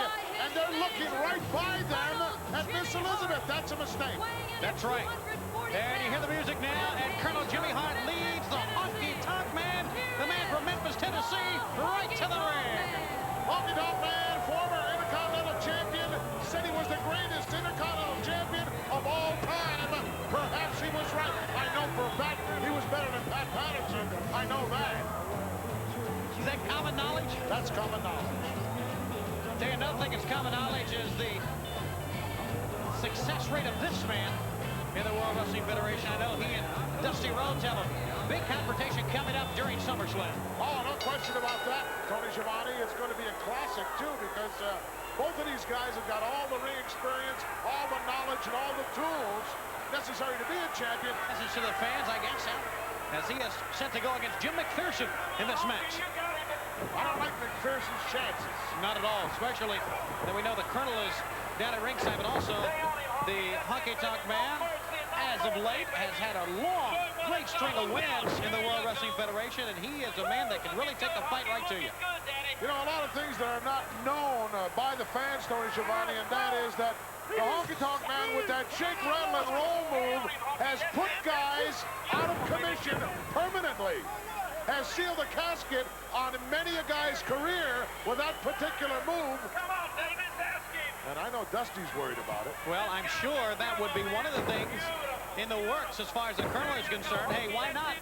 When you're going up against Dusty Rhodes in SummerSlam, why not try to put him out?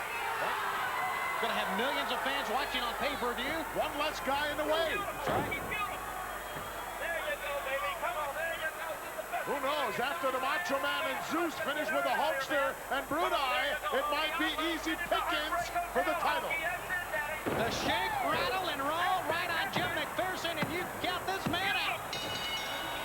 Danny Davis didn't have a problem with that one. Here's Mike. Here is your winner, the Honky Tonk Man. Big smile right there for the Honky Tonk Man. He's got to be prepared for Dusty Rhodes in SummerSlam because you know Dusty's going to come right after him also. Well, he's going to sing perhaps, but there's another look at the shake, rattle, and roll. Right now, let's go to Sean Mooney in the World Wrestling Federation Event Center. Six-man tag team competition at its finest. Tito Santana teams with the Rockers. They'll take on Rick Martel and the fabulous Rougeau brothers. Tito Santana, I mean, I can't believe that you turned your back on the man that made you a household name in the World Wrestling Federation. Well, one thing, Chico, you can count on is we won't turn our backs on Rick Martel. Arriba. Yes, now I'm going to feel safe because I have my good friends with me. You know I can count on them. That's right. Now, and you know, You know, I've noticed those rockers, how jealous they are of you guys, you know. It's amazing, you know. They stole your song, and, you know, they're jealous of your good looks. But, you know, now at SummerSlam, we'll take care. You know, you guys, a lot of confusion in their team, you know. But we're going to take care of them real good, I guarantee you. I think they got a lot of problems with communication. Mais nous autres, là, on n'aura pas SummerSlam, c'est la vie, c'est la vie. Emotions running on high for this six-man tag team match. Also for the Intercontinental Championship, ravishing Rick Rude to face the challenger, the Ultimate Warrior. Exit stage left, exit stage right. There is no place to run. All the fuses in the exit sign have been burned out. And there's only one straight and narrow pathway to SummerSlam, and it deals with pain and destruction and recapturing the Intercontinental belt. You, ravishing Rick Rude, will feel that pain, feel that power at SummerSlam as the Warriors claw and stretch all over the back of the Ultimate Warrior and tell me to do what is rightfully right and wrongfully wrong. Take the Intercontinental belt back. Take it back to parts unknown. Load the spaceship with the rocket fuel. Load it with the Warriors, because after SummerSlam, the belt will be mine! What about this Ultimate Warrior? Guaranteed his millions of fans all around the world that he will once again wear the World Wrestling Federation Intercontinental title. He's going to snatch it from Rick Rude in SummerSlam. Would you want to doubt that fella? Have you seen the look in that guy's eyes? Have you seen how much intensity that fella has in his body? Hey, I believe that fella. I just say this to you, Rick Rude. You better pack yourself a long lunch, son, because you're going to be there a long time with that big fella. He's going to be dancing by himself if the Ultimate Warrior has his way. All right, the GOAT's history, no way on the cow. What could you possibly bring for an animal for me next week, Hillbilly? Well, you know, Gene, I'm just mighty disappointed, and I'm sure everybody is disappointed out there, too, that I can't bring my little critters up here. I'm kind of lost. I guess I'll just have to bring my old shotgun or something up here next week, and maybe we can go out back and shoot some squirrels or something. Well, boy, I tell you, you come up with a lot of fun ideas, Hillbilly. I can't think of anything I'd enjoy more. You know, after the big one of the Meadowlands at SummerSlam, I'm going to take you into Manhattan. I know a great Greek restaurant that you'd love. In Manhattan? Into Manhattan, New York City, tall buildings and all. I can hardly... We'll see you as we stand by for the Meadowlands next week here on All American Wrestling. For Hillbilly Jim, Gene Okerlund saying so long. Toodaloo. Bye.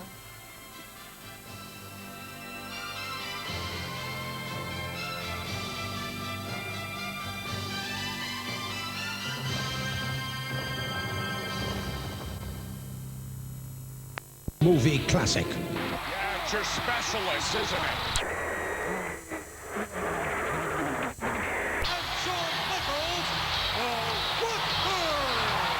Let me ask you something, McMahon. Do these two ever wrestle in single competition, or are they strictly tag team alone? I've never known them to wrestle in single competition.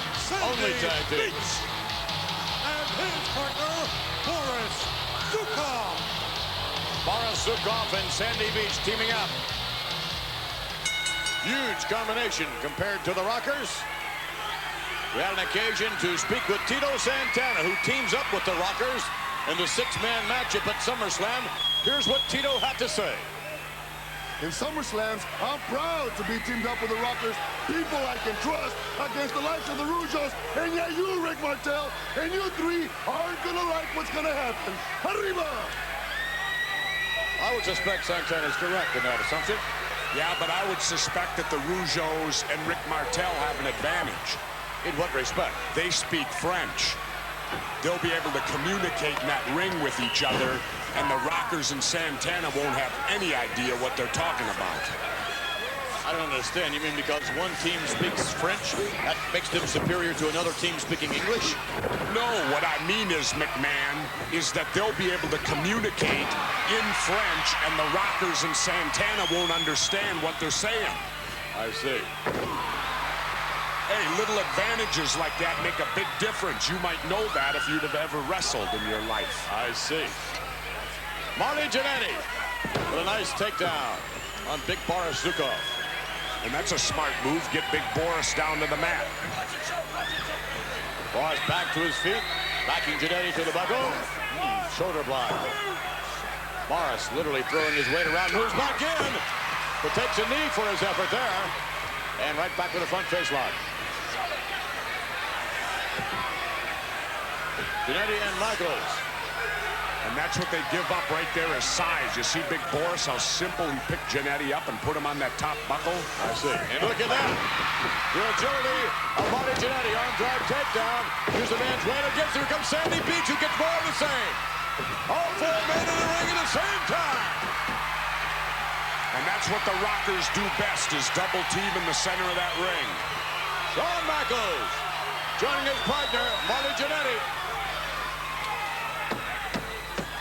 Colorful tag team combination. Always lots of action, Jesse, when you see the Rockers. You have to agree with that.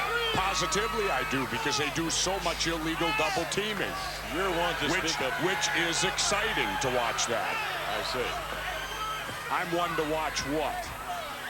I didn't say you were one to watch anything. You started to say something. Yes, I did. I started to speak of you being sensitive to illegality. Nice takedown by Sandy Beach into a cover and only a count of one. A scoop and a slam by Sandy Beach. What a name, Sandy Beach. What would you expect a Beach to be? Rocky McMahon? Well, Rocky sure. Beach? You'd like that better? I don't know. Ooh, look at that forearm right in the throat. Beach did catch Jannetty coming in there, and they're giving the Rockers all they want, him and Big Boris.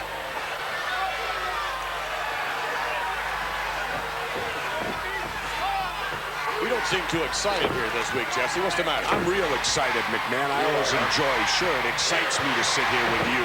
Thank you. I wish I could say the same.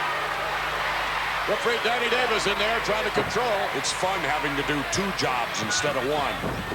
Nice maneuver by Marty Jannetty. Misses with a clothesline. Sandy Beach spins around. Ooh, takes a nice kick.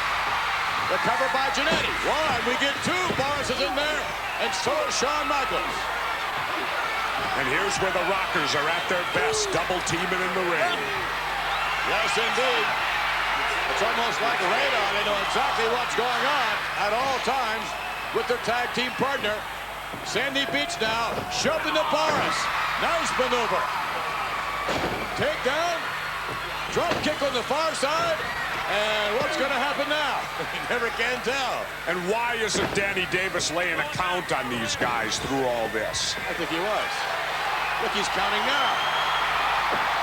He's up to 3. And then from there, yes, double team effort, the cover, and a 3 count. And why does he count him down when the one Rocker is still left in the ring? I don't have to ask him about that. The Rocker!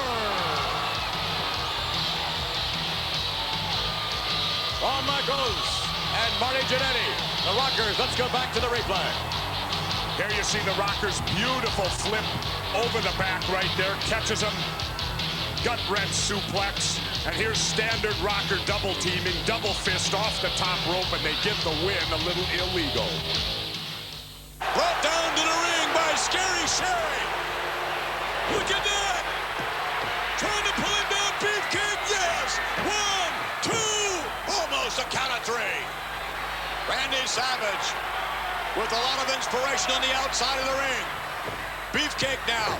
Ooh, missing with the roundhouse, and yes, there it is, the sleeper hold. And he's Beefcake with the ring. Come on, come on. Zeus coming in from behind. Look at the size of this man. Crashing down into the back. Arcudus apart. Look at the size of this monster. Whoa, and he's got the big bear hug, the big squeeze on the barber. Up into Beefcake has never felt pain. Here comes the Hulkster. Hulk Hogan, double axe into the back of Zeus. It did nothing. I can't believe it. Zeus turning it on. Now we're going to have it one-on-one. The Hulkster kicking in the midsection. Look at that. Hogan's best right hand does nothing, McMahon. Zeus is almost... nothing. Look at this. Zeus was almost smiling at him. Bear hug by Zeus. He's picking up the 310-pound Hogan like nothing.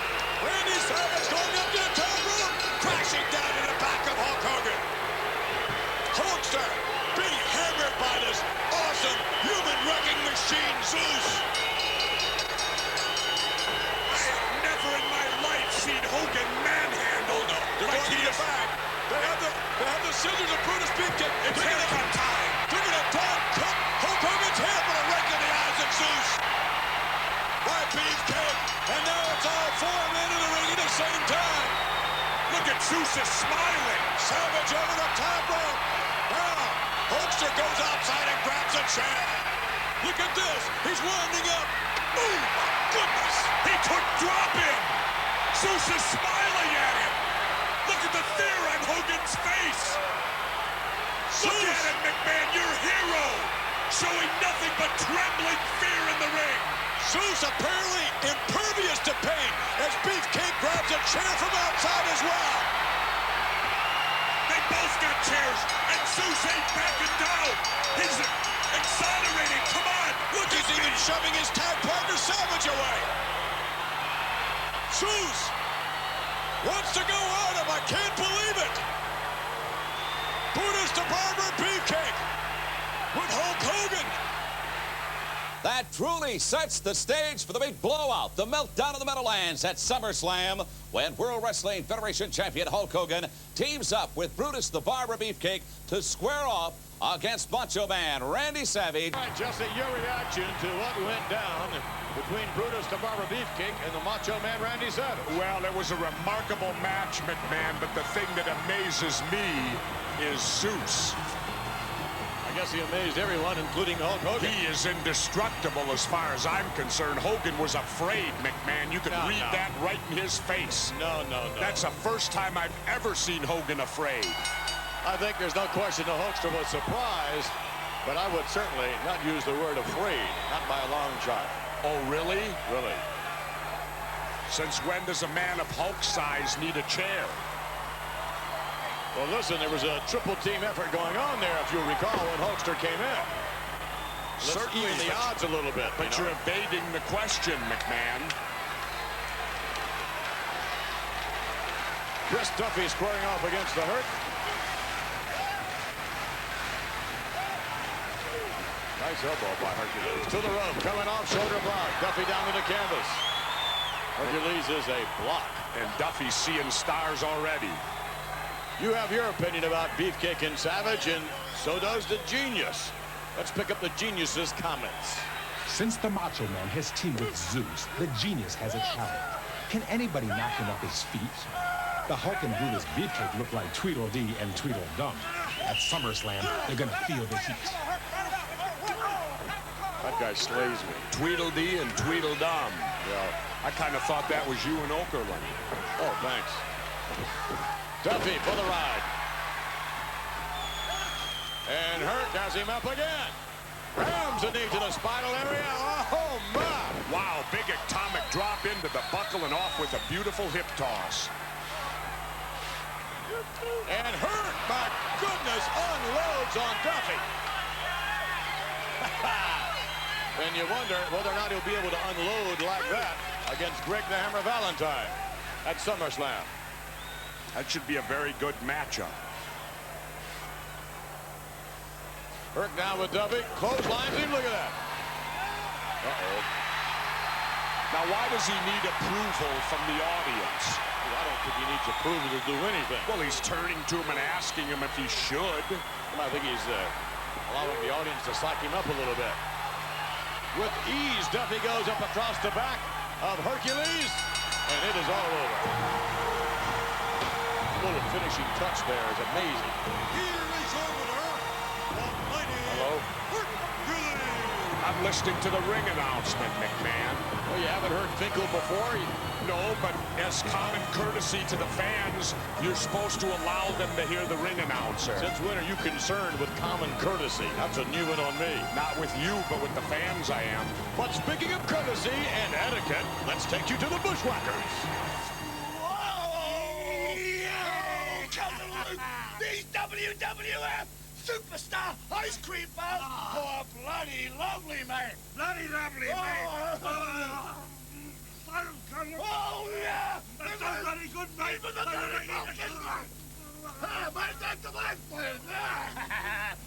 You know, McMahon, that looked like Sunday brunch at the McMahon house. Thanks a lot. Let's go to the event center. 9 spectacular matches, and one that continues to raise the temperature involves the Superfly Jimmy Snuka and the $1 Million Man Ted DiBiase. Let's get respective comments. Superfly Jimmy Snuka, SummerSlam '89 at Meadowlands Arena. You know, I know you're a fantastic athlete. I'll give you credit for that, but you're just not a very smart one. Because a man like you, a man who's been raised on drinking coconut milk and eating bananas, thinks you're gonna climb in the ring with a man that's raised on caviar and champagne, a man of my class, a man that's got more class with his little finger than every wrestler in the World Wrestling Federation. You don't have a chance, Superfly. I'm gonna hit you with the biggest fly swatter I can find, and you'll be history. Ted DiBiase, I've been noticing something, brother. And I have noticed that you have got a belt. Now, that belt looks so beautiful in everybody's eyes. But let me tell you something else, Ted DiBiase. Who did you beat for it? But as far as my concern, deep down in my heart, I know you went out there and you bought that belt, brother. Yes, but let me tell you something else. SummerSlam, brother, the Superfly is definitely gonna Superfly on you, brother. The Superfly to face the $1 Million Man Ted DiBiase. 6-man tag team action. Tito Santana and the Rockers to meet the fabulous Rougeau brothers and Rick Martel. Yes, at SummerSlam, there's no doubt in our mind that their fans will be behind us because we are the All-American team. That's right, Rockers and Santana. I mean, look at us here. Look at on the other side. What is over there? 2 girl-looking wrestlers and a taco eater. We told the United States that we love you and you were smart, and you sure were. You went north of the border and got 2 French Canadians from Montreal and 1 from Quebec. We all moved to the United States. I guess the bottom line when we come to SummerSlam is Sala Salar! And that means feel the heat! Woo! All right, the Doctor of Style on his way to the squared circle with that awesome tag team combination. Quite possibly the biggest tag team in the history of wrestling. Can you imagine at SummerSlam, the Twin Towers teaming up with Andre the Giant? I'll guarantee you that's going to be the biggest 6-man tag team in the history of wrestling.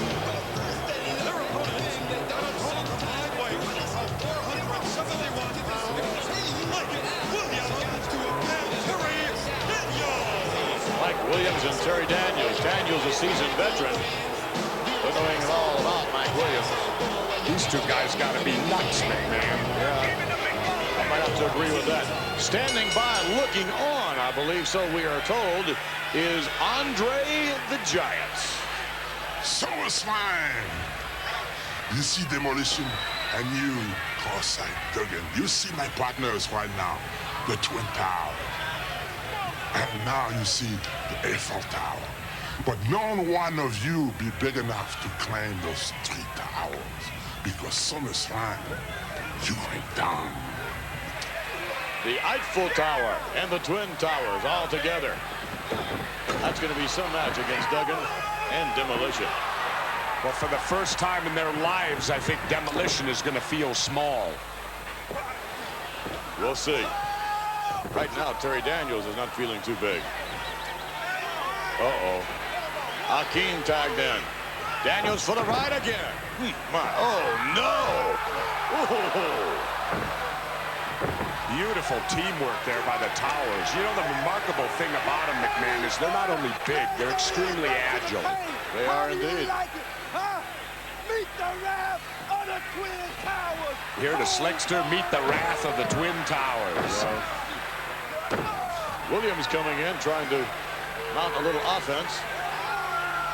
Gives away, I don't know how many hundreds of pounds to Akeem. Oh, just tag. Look at that. Why does he have to go through that? That's a soul tag, McMahon. A soul tag? Yeah. Oh. Ooh. And there's a Cobb County boot right there. I'll bet you Williams would be just about ready to confess to anything right now. I would agree with you there.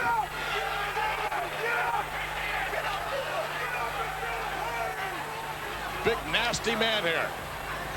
The big boss man. Williams off the rope. Oh, my goodness. What a clothesline. They enjoy their work, that's for sure. Positively. They're having fun in there, McMahon. They're not going to have much fun at SummerSlam. You don't think so? No, I don't. I don't believe so at all. I cannot see in any way, shape, or form Demolition and Duggan beating the Towers and Andre. What is going on here? McMahon, you want to put a little side bet on that one? I don't bet. No confidence, huh? That's not it at all. Williams up across the back of the big boss man. Down to the canvas. And so far, the Towers, they're not even really breaking sweat in this bout. This is a workout for them. Akeem Across the chest. I think they won. No kidding.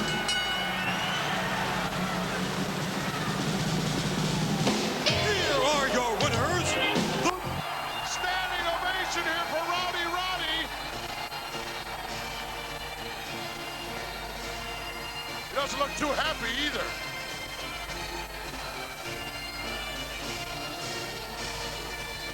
Well, you know, Gorilla, maybe the guy don't like pretenders to his throne. I guess not. I wouldn't. Roddy? Hello, Roddy. And how are you today? Good. How are you, Rod? You are a gorilla. I just saw Bobby just last night down Times Square. You did? Oh, yeah. He was having all kinds of fun. Looking for a date. He was with this sweet lady. Large lady. Nice long hair down her back, down her legs. He said, you know, he said that the brain is gone. I heard someone say that. Well, I knew that 3 years ago. There you go. I mean, we're talking frontal lobotomy. And a bottle in front of me, we're talking. SummerSlam, was that somebody slams you, you get some sunshine? You got it. What does that mean, you know? Rod, I've got a chair for You know, over what here. does it say? Well, what do you smell? Weasel. You smell a weasel, huh? I smell a weasel. Hey, hello! Roddy Piper. Certainly doing a much better job than Bobby the Brain Heenan. Now, how can you say that? I've seen Mr. Piper. After one time, Yeah. and you come to an assumption like that. Capacity crowd here. Oh, there's a Mr. Perfect t-shirt. It's a couple of your buddies right there. Yeah. Standing by is the Red Rooster. We recorded him earlier on. Mr. Perfect at SummerSlam, I'm going to teach you a lesson Mother Hen taught me a long time ago. In the game of life, there are pitchers and there are catchers. And you, my friend, are going to become a catcher. I'm going to hit you so hard in the face, you'll become cockeyed. Cockeyed? I'll make another prediction. Oh, what's that, Jeff? Mr. Perfect's going to tear this guy apart in SummerSlam. Tear him apart? Yep. Nope. No way. Perfect has a perfect record in the World Wrestling Federation. As far he does, yes, unblemished. The Rooster don't. The Rooster don't? Oh, you're too much. And just like that, the match is over. That could very well happen to Perfect. Got into the chicken wing specialty of the Red Rooster. The Red Rooster! Rooster gets the Duke. He'll be looking forward to locking up with Mr. Perfect at SummerSlam. But speaking of SummerSlam, let's take you now to the Macho Man, Randy Savage and Zeus. Ooh, as I stir the cauldron of madness and the steam clears away, lo and behold, what do I see? Saturday Night Main Event. Hulk Hogan versus Beefcake. You got what you finally deserve. Ooh, yeah! I told you guys that one-on-one, you couldn't handle the Macho Man, but a double team existed, yeah. And guess what happened? My insurance policy, Zeus, came out, and you were shaking and trembling the yellow and the red. With all the pukemaniacs all over the world, they felt the heat, but the heat gets hotter, yeah. It was nothing, just an appetizer. It gets hotter and hotter and hotter as time ticks away to SummerSlam. And that dark cloud over your head you cannot escape. Sensational Sherry, read between the lines. What it is what it is. I've heard that they're shaking so bad that they say that Miss Elizabeth might be down that aisle with them. Sensational Sherry, what does that mean to you? Tell me and tell them. Miss Elizabeth, you come on down. I hear that you want to recapture the Macho Man. He's mine! Signed, sealed, and delivered. If you even so much as glance at the Macho Man or at Zeus, I'll rip every hair from your head, and then I will rip every shred of clothing from your person and show the world the thing that you truly are. The Macho Man Randy Savage and his tag team partner Zeus really getting up ahead of steam, headed into SummerSlam. The ultimate Ultimate Warrior ready to lock up with Barry Horowitz, one of the more exciting World Wrestling Federation superstars. And why don't they introduce him right, McMahon? What do you mean? The Ultimate Warrior, the former Intercontinental Champion. And soon to be again, I believe, at SummerSlam when he faces Ravishing Rick Rude. The Warrior stepping to the ropes, and right away Horowitz attacking in the back. This man is sky high when he comes in that ring. He is so pumped, so ready. He's almost impervious to that. And right away, one clothesline to the outside, Barry Horowitz. Well, Horowitz went for that big tackle and just ricocheted off the Warrior through the ropes out to the floor. What do you call the Warrior? The Ultimate Maniac? The Ultimate Maniac. He's outside, taking it to Horowitz, and there is no escape from the Ultimate Warrior. Ooh. You know, he doesn't always like to wrestle within the rules, does he? Look at this viciousness.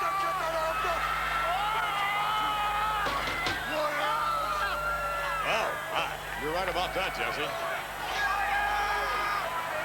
I think Rude's got his number. I don't think so.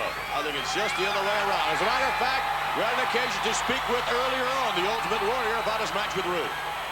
The Intercontinental Belt has brought you nothing but pain and punishment, Ravishing Rick Rude. What you stole was not yours. What you have, you cannot get back. It must be taken by the power of the Warriors. I will, at SummerSlam, walk away with the Intercontinental Belt. Pretty confident. I disagree, though, McMahon. You know how in many pro sports, one team seems to have the knack to beat another team? Yeah, I'll grant you that. I think the same thing holds true with Rude and the Warrior. I think Rude just has the knack to beat this guy. Well, I'm not too sure about that. We will play our best like all the others! What was that? Who knows? The Ultimate Warrior here with Barry Horowitz. And the big slam. And I don't care if you're Ravishing Rick Rude or Andre the Giant. You get nailed to one of those clotheslines, you're going to go down. And out the rope again. And an easy 1, 2, and make it 3. I think Rude's in trouble. Here is your winner, the Ultimate Warrior! Well, it seems to me that you said Rude was in trouble before and would never win the Intercontinental title, so that goes to show where you're at. That's true. Back to the replay here. There you see a big body slam by the Warrior, another slam on Barry Horowitz. First clothesline, second clothesline. And that's all she wrote. You call him the Ultimate Maniac. Ooh. Unfortunately for Horowitz, he suffered the consequences of the clothesline. Let's take you now to Brother Love. Boy, after the Warrior, then you go over to Brother Love.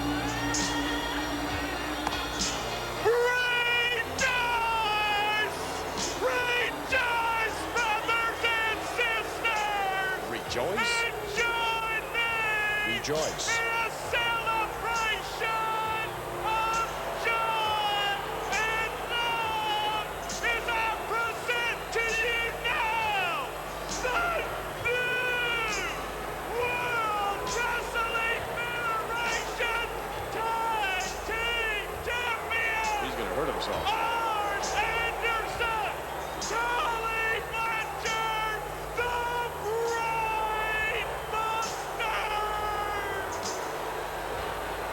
Boy, look at the smiles on those faces, would you? New tag team title holders, you were there, Jesse. Yes, I was. Major upset. Nobody thought they had a chance against Demolition.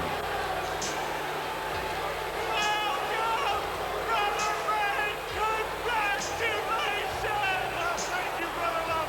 But let me interject one important thing. We won these titles fair and square. That's a lot. Yes. Congratulations, Brother Telly. You know, Brother Love, it is so great ever since that night. The family has been, it's so full of love. And you know, it is such a great thing to be here with you, especially as the World Wrestling Federation champions. But you think about Demolition on that fateful night. They were all painted up. They walked that aisle. They thought they were the biggest, the baddest of them all. But you know, I got one message for them. We came, we saw, and we conquered. And now, Arn Anderson, Billy Blanchard, the Brainbusters are the baddest of them all. And we are the World Wrestling Federation. Yes, and Brother Arn, right around the corner, SummerSlam and the Hart Foundation.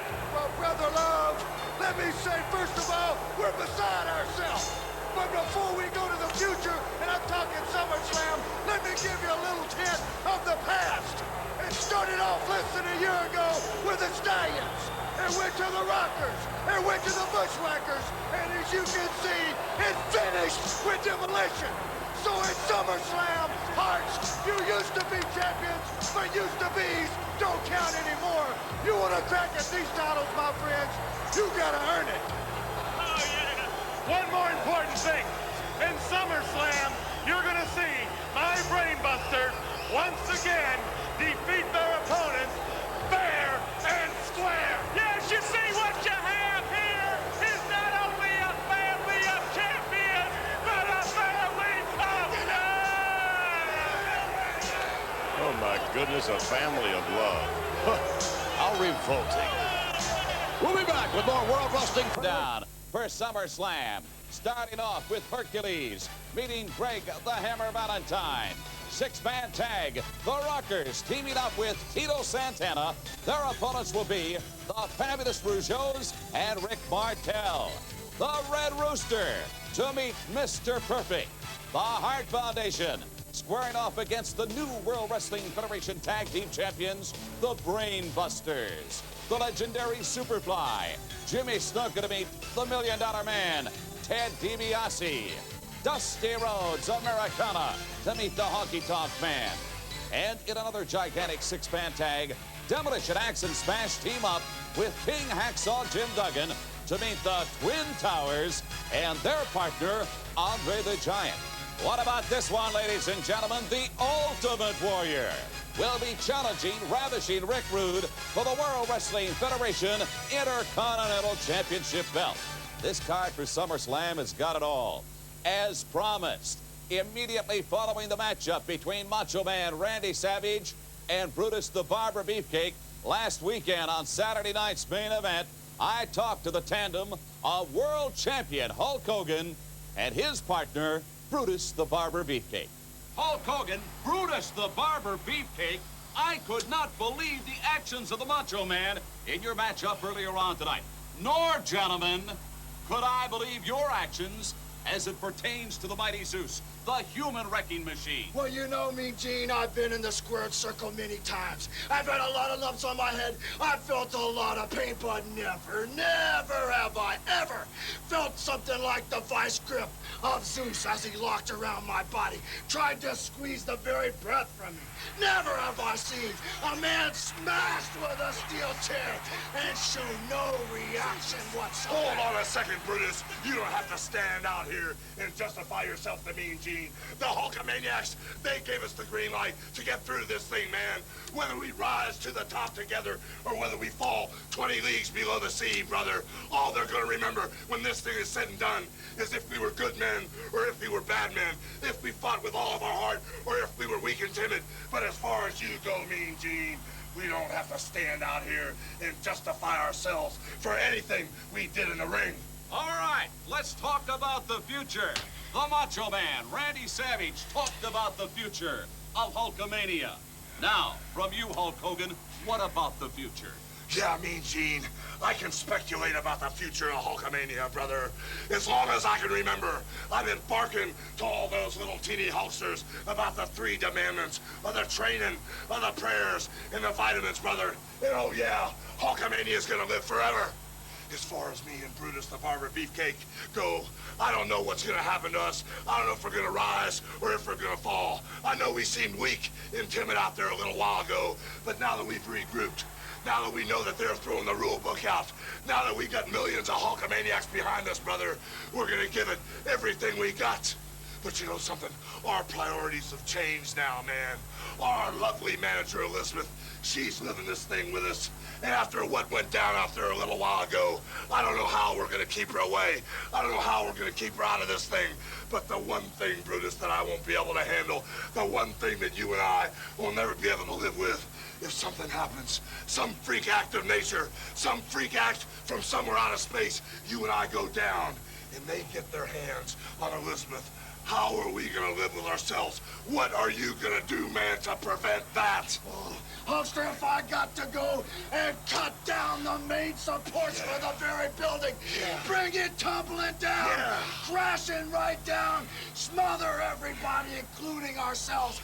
That's what I'm gonna do. If I gotta cut those ropes, hog tie those two in the center of the ring, that's what I'm gonna do.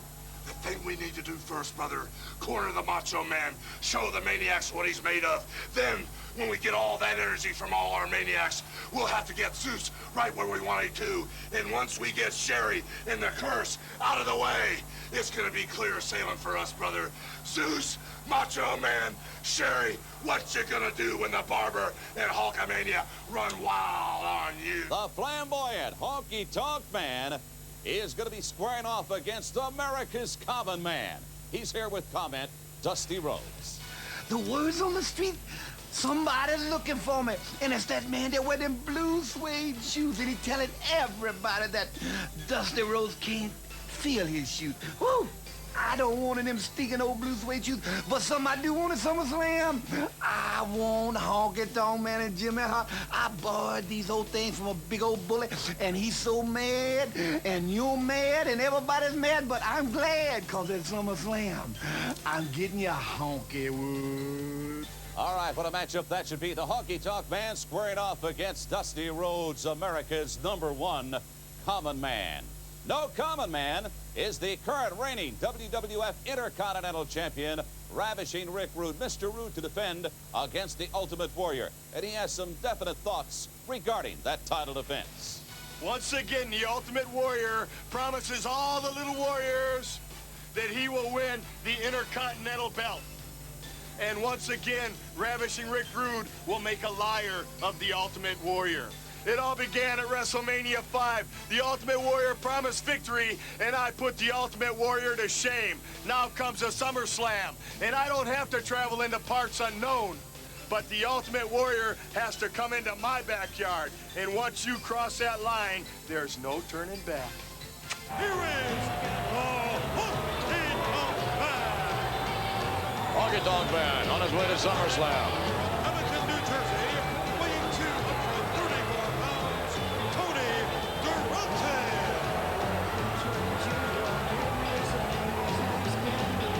Honky Tonk Man set to square off against the American Dream, Dusty Rhodes. What a matchup that should be. Honky will do a tune on him, McMahon. I'm not so sure about that. The American Dream has his own tune he might want to play on Honky Tonk Man. We asked Jimmy Hart what he thought about it.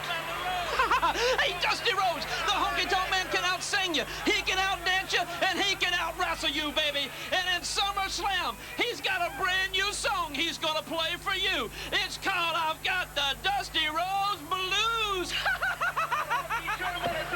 Dusty Rhodes Blues. I'd have the Dusty Rhodes Blues, too, if I had to look at him. If you were in the ring again, Jesse, you might have the Black and Blues. You wish, McMahon. I'd like to see that. You're so out of shape now. You know, someday I just might come out of retirement to prove you wrong for what? The 948th time? I'd love to see that. Yeah, I know you would. Honky Tonk Man on target here against Durante. Look at all that grease in Honky's hair. That's not grease. What is it? That's sheen. Sheen? Yeah. Afro sheen? I don't know. What kind of sheen is it? Whatever it is, it looks awfully greasy from here. How could you say that about a man personally so close to Elvis? Ooh! Shake, rattle, roll. And a 3 count. Easy win for the Honky Tonk Man. It won't be easy against the American Dream, Dusty Rhodes at SummerSlam. Look at that. Yeah, I'll look at it. Oh, don't tell me he's going to sing.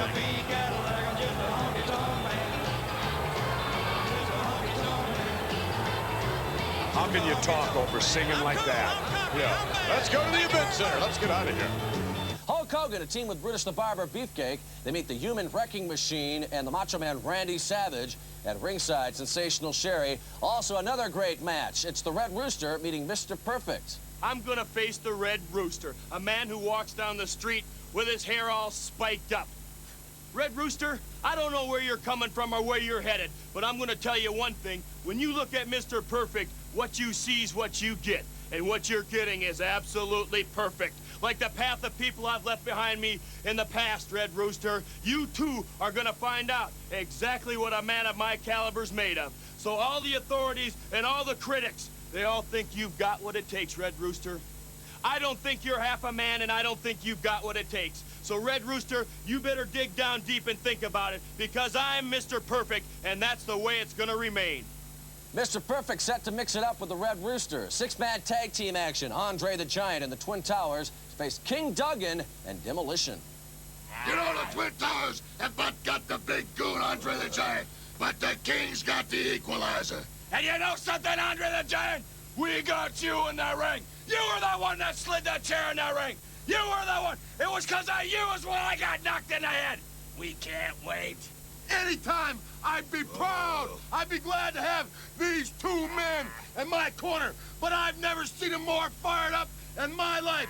And Andre the Giant, you know me very well. I'm not going to take nothing away from them. They're a big, strong, tough team. But you don't have a bunch of punks right here. You've got the Demolition, you've got the King, and we got one thing in mind, and that's beating people up. Next week on the Superstars of Wrestling, we shall have comments from the participants in the main event at SummerSlam. Plus, to join us in wrestling action, the $1 Million Man, along with Ravishing Rick Rude. We'll have a special SummerSlam report, and Demolition returns to tag team action. The guest of Brother Love next week, the Macho Man Randy Savage and his tag team partner Zeus. But right now, let's hear from the World Wrestling Federation President, Jack Tunney. Based on the actions of Ronnie Garvin in a recent match involving Greg Valentine and Superfly Jimmy Snuka, and only after repeated warnings to Garvin, I have no alternative but to indefinitely suspend Mr. Garvin as a World Wrestling Federation referee.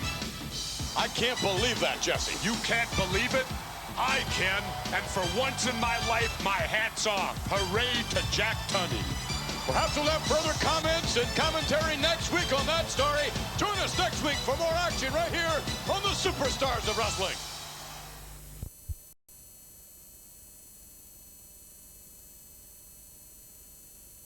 Jake the Snake Roberts will be the guest of Brother Love. Right now, let's get up to the ring for our opening bout. Following tag team contest is scheduled for one fall. Currently in the ring area at a combined weight of 468 pounds, here are Butch Mayo and his partner, Terry Daniels.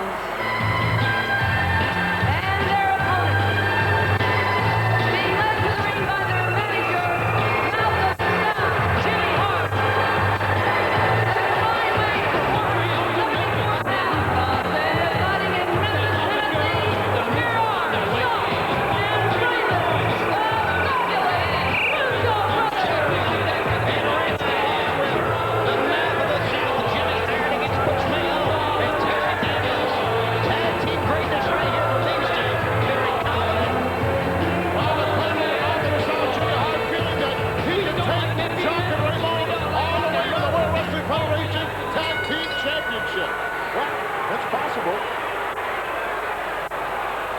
They've got what it takes, believe me. They really do. They have all the tools, as the old cliche goes, to go all the way to the top. And look at Jock, obviously been spending a lot of time on his lower abdominals. Really looks much better this week. There's two guys that look good, too. Some Rocker fans right there, and there is no question that if they want to go all the way to the top of the tag team wars, that they're going to lead right through the Rockers sooner or later. Back the camera. And if you're lucky enough to get by them, you got the Brainbusters waiting for you. That's right. Look at the agility of Jacques. He loves to show off. You know, Tony, brother teams have a little something special when it comes to tag team wrestling. That little intuition, that little instinct that you get from a brother team that you ordinarily don't get unless you're related. So possibly, tag team championship could be in their future, and I know Jimmy Hart feels so. Well, if it came to doing kick-ups and cartwheels and backflips, the Rougeaus would win hands down. Love to show off. And now, Butch Mayo wants to tie up here, but Jacques still wants to impress us a little bit. You know, Jacques is making things difficult for me because, you know, up to this point, he's really trimmed out. I'm surprised. People used to tell me they had trouble telling the difference between these two guys, and I used to say, just look for Jacques, he's the fat one. Well, you can't say that anymore. I tell you what, Jacques getting Raymond to come from behind and nailing Butch Mayo right there, so that was all planned out. Now to the ropes. Here they go. Great side kick. Down goes Mayo. Used to call that the old mule kick, Tony. It really blitzed him. And Mayo, who was complaining earlier, is now getting the measure as he gets an elbow down. You know, we talked about the mouth of the South, Jimmy Hart, in the latest edition of World Wrestling Federation magazine. There is a very special article about Jimmy Hart, and the question is posed, how much does he help the Rougeau brothers? Boy, he helps a lot, and that particular issue is on the stands right now, is it not, Tony? I think it is, yes. If you're lucky enough to be able to find a copy, Jimmy probably bought up most of them. So some great reading for all of our great fans around the world, and now Raymond Rougeau with a reverse chin lock right on Mayo. They have really kept Mayo in the ring. Not many Terry Daniels in, and they're punishing Mayo right now. They have so many offensive moves, they really like to show off, but a lot of times they know what they're doing, like we saw early on. Big trap kick. I'll tell you what, he can really get up. Boy, he certainly does. You know, it's probably not obvious to a lot of folks sitting there watching this at home, but for my money, Tony Schiavone, Raymond is a sadistic one on this team. He's quiet, but he is sadistic. He likes to hurt people, to lame people. And that's exactly what he's doing right there with that Boston Crab. There is no way the man, if he wanted to give up, could get the attention of the referee right now. Look at this move right here. When your back is bent up like that, the lower thoracic vertebrae really in trouble there. This youngster was in trouble when he put those striped tights on, I'll tell you that. Let's get the official word on this match. Here are your winners, the fabulous Rougeau brothers. The Rockers. Real American Blues of the side was saying those men would have something to say about it. The Rockers certainly looking on about this match, and it was a great win for the Rougeaus. Here's some of the action that went down earlier on. Oh, what a shot right underneath the heart with that one. Then a nice drop kick by Jacques, proving he can still get up in the air.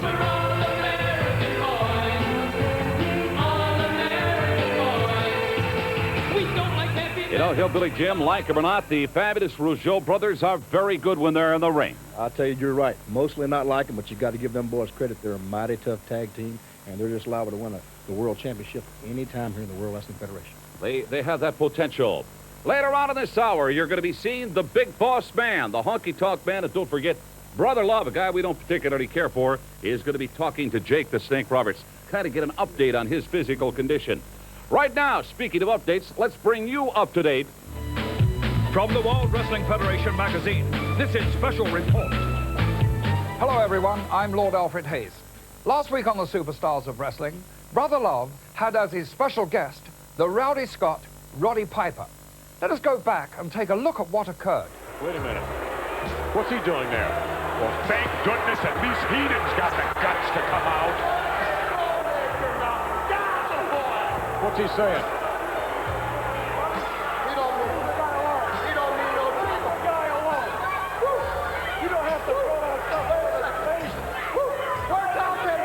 We're talking major bad breath here again. You've been eating things off the road again, haven't you, Weasel, huh? Shut up and sit there. Oh, so wait a second. Now, I understood it. Oh, wait a minute. Root coming up from behind. Oh, you don't like this, huh? Wait a minute. He's got the mouthwash. I right in the eyes. Ha! How come you ain't laughing now, McMahon? Now it's an atrocity, huh? Piper's blinded by the alcohol in the mouthwash. Look, he can't see. It's right in his eyes. Piper's getting exactly what he deserves. Piper's a bully, bullying around Heenan and Brother Love. Now let's see how tough he is with a real wrestler. Piper's swinging away. He can't see. He's down now. He's got Rude hammering away. Rude just teaching him a lesson what it's like to tangle with a wrestler instead of Brother. Oh, look at that. The Rude awakening. I love it. Platform. Piper getting exactly what he deserves right here. Exactly what he deserves. Rude with that oak leg turn, ramming it down into Piper. How come you ain't laughing, McMahon? This isn't a laughing matter. Oh, but it was earlier, huh? This certainly is not a laughing matter. But it was earlier, right? When you were laughing earlier, you thought it was real humorous. Now you're all upset. Ha ha ha! Now I'll laugh, McMahon. Ha ha ha ha! What is this now? More of the mouthwash. Give it to him, Rude. Give him exactly what he deserves. Right in the eyes again. Little insult to injury right Hammering there. away. Piper's still on his feet. Come on, Still McMahon. blinded by the mouthwash. Come on, laugh. Laugh a little There's bit, no laughing McMahon. here. Oh, and now here come the troops. Where were all these guys when he was abusing Brother Love? Yeah, sitting back there when the Another going's cheap good. shot by Rick Rude. A real dirty, cheap shot. Wow. After this violent and explosive encounter, both Rick Rude and then Roddy Piper had these extremely pointed comments to make. Well, Piper, how did my breath smell on the Brother Love show? I guess it might have been hard for you to tell after I popped you in the snout. And I guess you couldn't tell how stylish my hair was with the mouthwash in your eyes. But learn this, Piper. Play with fire and get burnt. Let go of me, damn it! Yeah! It must be party time, huh? You don't know much about Pipers, do you, Rude? You should have kicked my teeth in. You should have never let me get up. I've been hit by locomotive. Get out of his way! Here is the new Intercontinental Champion, the Ultimate Warrior! You know, McMahon, I figured out why this guy wears the face paint. Because the way he won the Intercontinental Championship from ravishing Rick Rude, he can't look into the mirror and look at himself honestly. So he's got to paint his face up. He defeated Rude fair and square. Oh, yeah, no help from Piper, right? Bradley charging and missing by a mile. There's no way this guy'd be the champion if it wasn't for Roddy Piper. I wholeheartly disagree with you. Totally. Oh, yeah, you're a real expert, right? As much as you are. Oh, really? Piper had no effect whatsoever. Maybe some effect on Rude's concentration. That was about it. Look at this. Wow. Warrior's really taking it to Bradley. Yeah, staying right within the rules of wrestling like he always does. I never said that he does at all. When you sign on for a match with a Warrior, you have no idea what you're signing on for. Yeah, because you never know when Roddy Piper will appear. You don't know how many guys you're going to fight when you fight the Warrior. Warrior takes the Intercontinental Championship belt off, jammed it down to the midsection a moment ago on Bradley. Now, whips him to the rope, and on. Oh, my, down to the midsection. And that should have been a disqualification. He hit him with a foreign object. I said he dropped it on it. I didn't say he hit him with it. Doesn't matter. He used it. He was measuring. You want to see how he'd look with it on. If I was reffing, he'd be disqualified with the illegal use of an object in the ring. If you were reffing. Thank goodness you've only refereed one match down the road, and that was a travesty. Oh, the worst will become the eighth wonder of the world. Andre the Giant is standing by, so we're told. Ultimate Warrior, you stole something from the family. And I'm coming to beat you and get the title back. This time, no snake attack.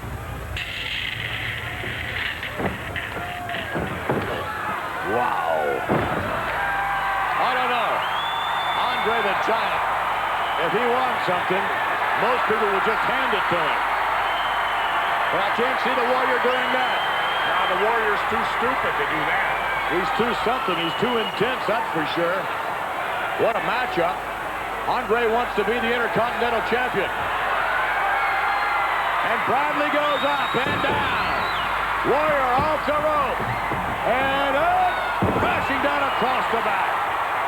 The Warrior with a cover on Bradley. And yes, it's all done.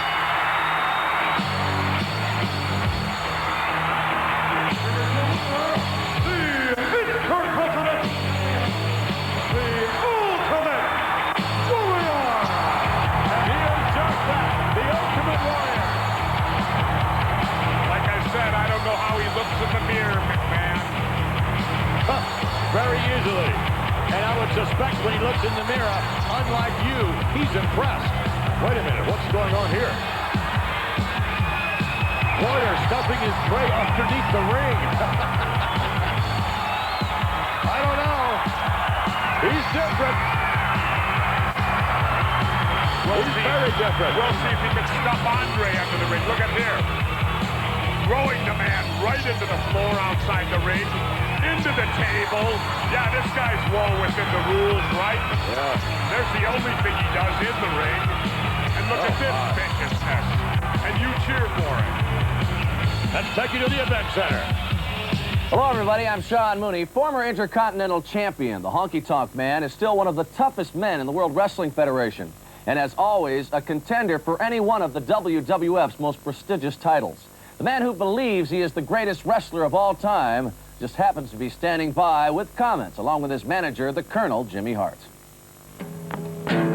Well, when they said they wanted the greatest of all time, they said, give us the Honky Tonk Man and Colonel Jimmy Hart. You better believe it. I'm the greatest of all time, and standing beside me, the greatest manager of all time. Jimmy, you tell them what you've done for me. Go on, Colonel. Well, you know, Honky, we've done everything together in the whole world. You know, when it comes to hit records, this man has got millions of hits. When it comes to wrestling, this man is the greatest. When it comes to guitar playing, singing, and dancing, he is #1, baby. I guess you can probably say Honky Tonk's the greatest of all time. You said a mouthful, Colonel. The mouth of the South. When he talks, people listen. See, he's my man. He watches the Honky Tonk Man's back. He's everywhere I go. He tells me things that people say about me. He signs all the contracts. He gets the Honky Tonk Man on all the national television shows. He gets me big record deals, and he gets me the best matches I can find.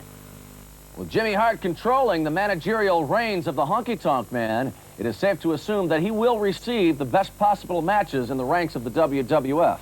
Now, there is another man looking for top-flight opponents. He is the mighty Hercules. Let's hear what he has to say. You know, the first thing on my mind every morning is the last thing at night before I go to bed. I'm thinking about wrestling. I'm thinking about my next opponent, what I'm going to do, where I'm going to be, working out every single day, being prepared. That's what you got to be, is you got to be prepared for any situation, at any time, at all costs, no matter what. So I go to that gym every single day, and I'm thinking every single minute of the day. It doesn't matter who they are. The barbarians, the warlords, I don't care. Ted DiBiase, the weasel who I haven't ever forgotten and ever forgiven. I'm prepared for anything. Look at me. Only the strong survive. And you're looking at the strongest man in the world. It's true, only the strongest, most experienced athletes survive in the World Wrestling Federation, and Hercules definitely is one of them. A rugged competitor, this man seemingly carved out of granite backs down from no one. We are taking a look at one of the biggest and baddest in the World Wrestling Federation. A competent slickster right behind that gigantic man right there, the Big Boss Man. Well, usually the slickster's up front leading away, but I think he's afraid that the Big Boss Man might run him right over. So he sort of trailed in the background there. Boss Man really fell out of shape about Mr. Americana, Dusty Rhodes. This is a vendetta now, Tony, between these two guys. Look at that. Threatening Mike McGirt, the ring announcer, and she got out of the ring in a hurry. I don't blame her. Not at all, but Boss Man. Time to hurt somebody. Time to hurt somebody, he says. And I would say, I guess you could say that maybe the actions of Dusty Rhodes the past couple of weeks has brought this on, but he's always been like that, even more so now, though. Absolutely. You think Boswell thought that he resembled that remark, it's time to hurt somebody? Well, he has hit the man hard twice now, the Boss Man says, man. Right in the eye with the elbow. And the fans with the thumbs down and the boos at ringside. Now, Rhodes earlier this week. We had a chance to record some comments from Dusty Rhodes. Let's take a look at those pre-recorded comments. Yeah, Big Boss Man, you see what I got here? You tools of justice. I took them from you. I got them, so I'm gonna hand out Americana justice all over you. And this big old stick, when it's stuffing on your noggin. Woo! Americana justice coming for you, Boss Man.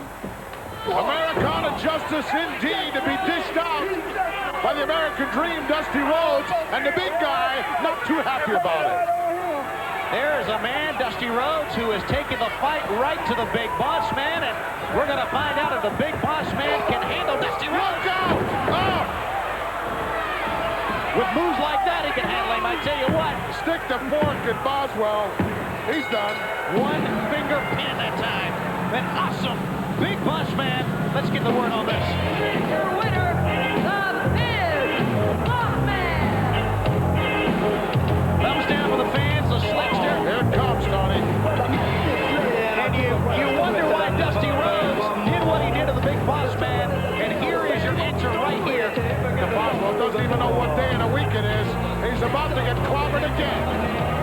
I think there's no question, there is no reason, no rhyme or reason for this. The match is over, and this just humiliation. Right in a breadbasket. Let's go back and take a look at some of the action. Went down earlier on. Look at this patented move right here. Imagine the impact coming down there. And then when the match is over, still have to put up with this kind of abuse. Give me a break.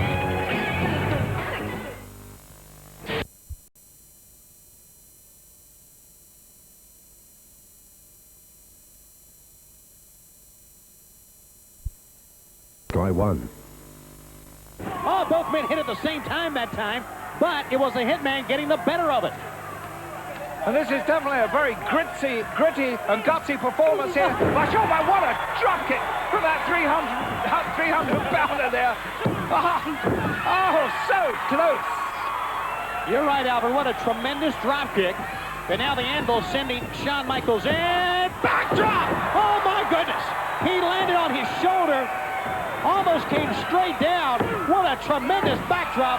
One of the biggest I've ever seen. Definitely, and that tremendous leg power that the Anvil possesses was responsible for that.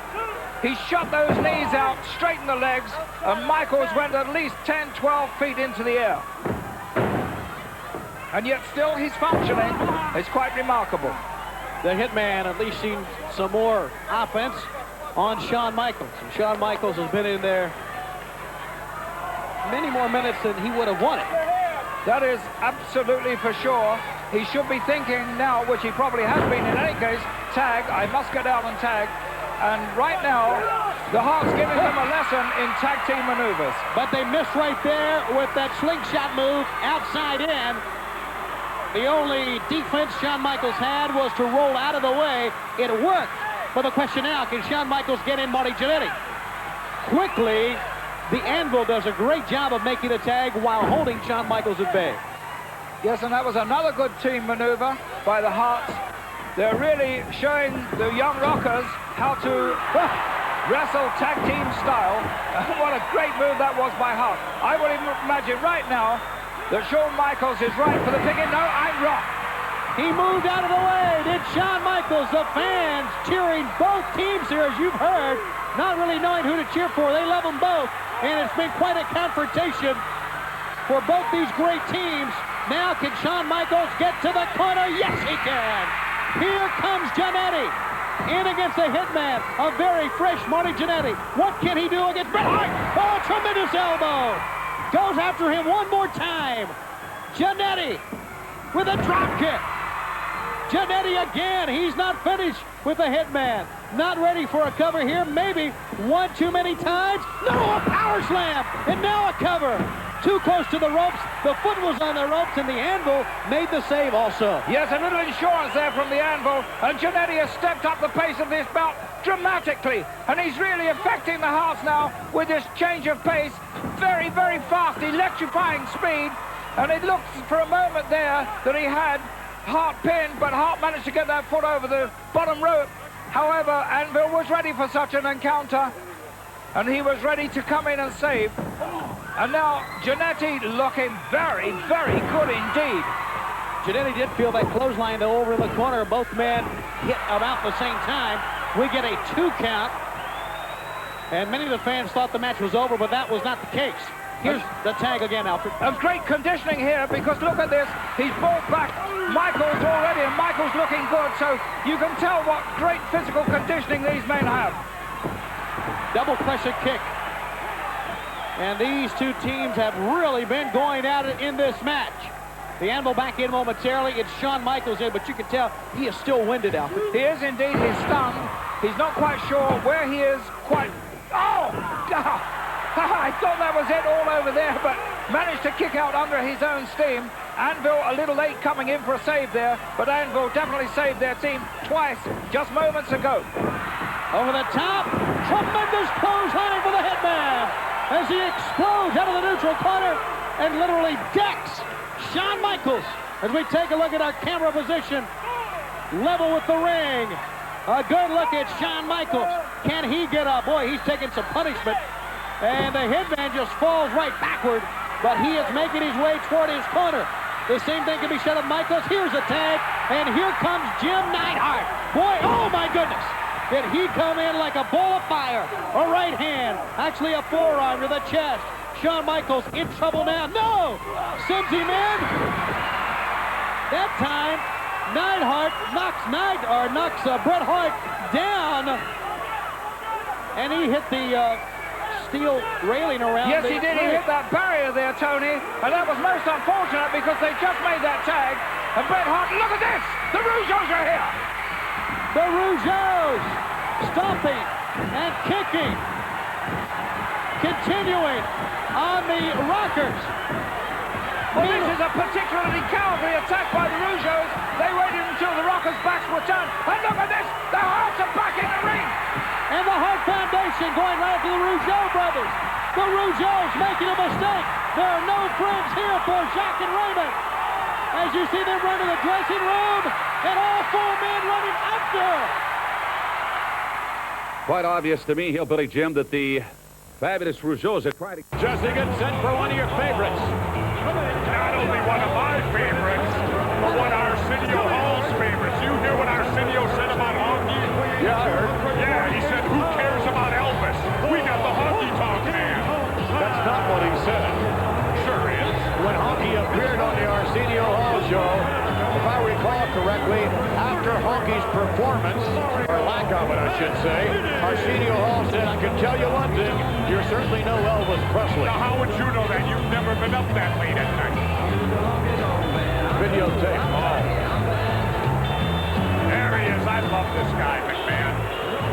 Honky's greatest hits, and he plays them on that guitar. Literally. Honky Tonk Man. Really into himself. How many pounds of pomade, or whatever that stuff is he puts in his hair, do you think he uses a day? Pomade? Vaseline? I don't know. What in the world would he put in it? What is pomade? Afro Sheen? I don't have any idea. Heartbreak Hotel. That's not the end I was talking about.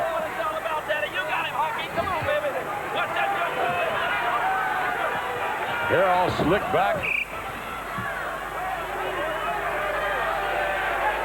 Honky has to have the conditions just right.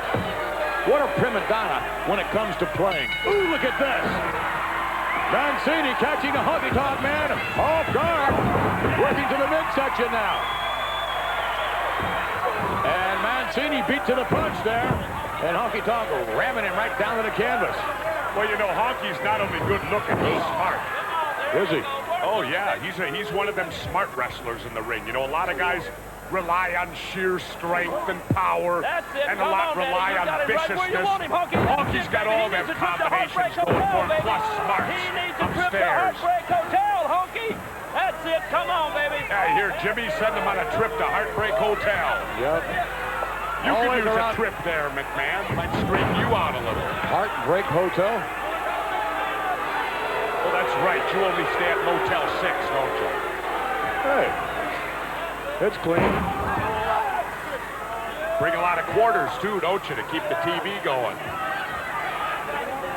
Well, I like the little vibrating machine sometimes. Some of those nicer hotels have that. Honky choking the business here out of Mancini. Come on, ref, get in there. Ooh, wow. And he catapulted him off that top rope with a slingshot right there. Vicious maneuver on a part of Honky Tonk. Once he gains the advantage, he's likely to keep it. Keeps the pressure right on. And on occasion, however, he'll be doing a little showboating from time to time, and he'll be caught. Here we go. Shake, rattle, and roll. Take it to the bank, McMahon. It's over. Yeah, you're right.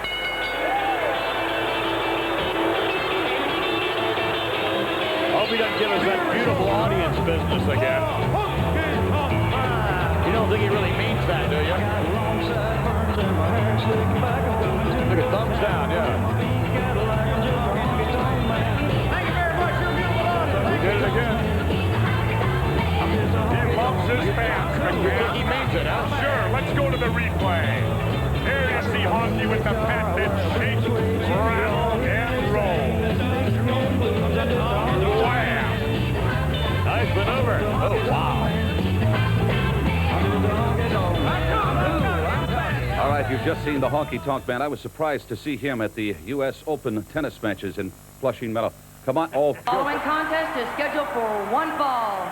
Currently in the ring, weighing in at 270 pounds and hailing from Jacksonville, Florida, here is Sandy Beach. The Birdman has some new music for us. Oh, he certainly does, and it is a toe-stopper indeed. It's called Bird, Bird, Bird. Union City, Tennessee. Here is the Birdman, Coco Beware.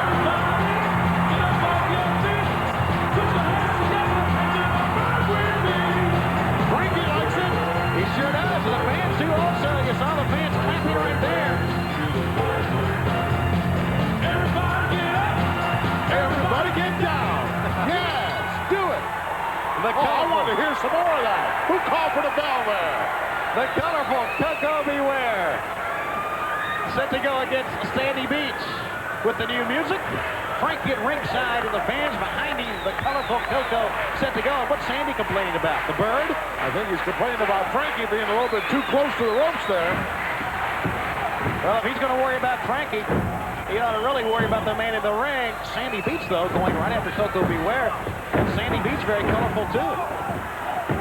Oh, right to the hamstring. Coco giving away about 25 pounds here this week. With a big headbutt, Coco now sending Sandy Beach to the far side ropes. Oh. Nice backdrop. Staying right on him. Picking up Sandy Beach for the great snap suplex. As a matter of fact, some pre-recorded comments about the song from Coco Beware. Let's hear from him right now. Come on, everybody. Get up off your feet. Put your hands together and do the bird with me. Yeah, you know what I'm singing about? I'm singing about my new song out, brother. And you better get up off your feet and you better strut your stuff because the Birdman is in town. Yes, indeed. How can you get up off your feet, Tom? I don't understand that. I can think of a few other things you can get up off of, but can't get up off your feet. But the song is a smash hit. No question about it. And the Birdman, nobody sings like Coco. I guess if you're doing the bird, you would flap your wings, and that would make you get up off of your feet. I guess so. So there, I guess. You rationalized for that very well, Tony. Thank you very much. Oh, look at this. Gut wrench turns him over. Sandy Beach. Oh, he missed that one, though. I telegraphed that move. Send him a wire. Special delivery. Big slam at Coco now. On the heels, so to speak, of his new music. Is going to take flight right here. Tremendous drop kick over the top rope. The fans love it. And now the fans knowing that Ghostbuster is imminent. He gave the sign for it. This move could end your career. Oh, right on the top of his head. Good execution. Great execution from the Birdman. Let's get the word on it. Here's your winner, the Birdman, Coco Beware.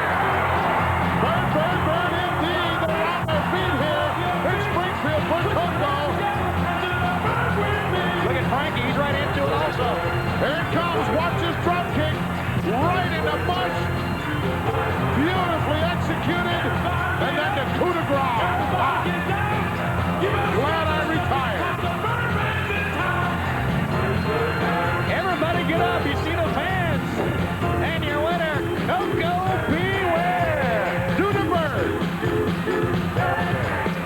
When one is raised on the street... What about that hair-raising experience, that little rabbit? You got him awfully nervous, I can tell that. Yeah, well... Yeah, you know what it is. About this time of the year down at Mud Lake, Granny's stirring up that rabbit stew, right? Well, now, Gene, you didn't have to bring that up. It's a different kind of rabbit we have. That what there would be a wild rabbit. This one here was a pet, what you call domesticated rabbit. But it wasn't totally domesticated. Ooh! Before we leave, Hillbilly, people have been asking us to sing a song. If you could get the guitar out, we'll grace these good folks. What do you mean we don't have time? Huh? We don't have time? Can we do it first thing next week? Is that good enough for you, Hillbilly? Well, I was kind of wanting to tonight, but okay. Can you hold it for a week? Yeah, I think I can hold it. All right. For Hillbilly Jim, Mean Gene Okerlund saying we're out of here. See you next week.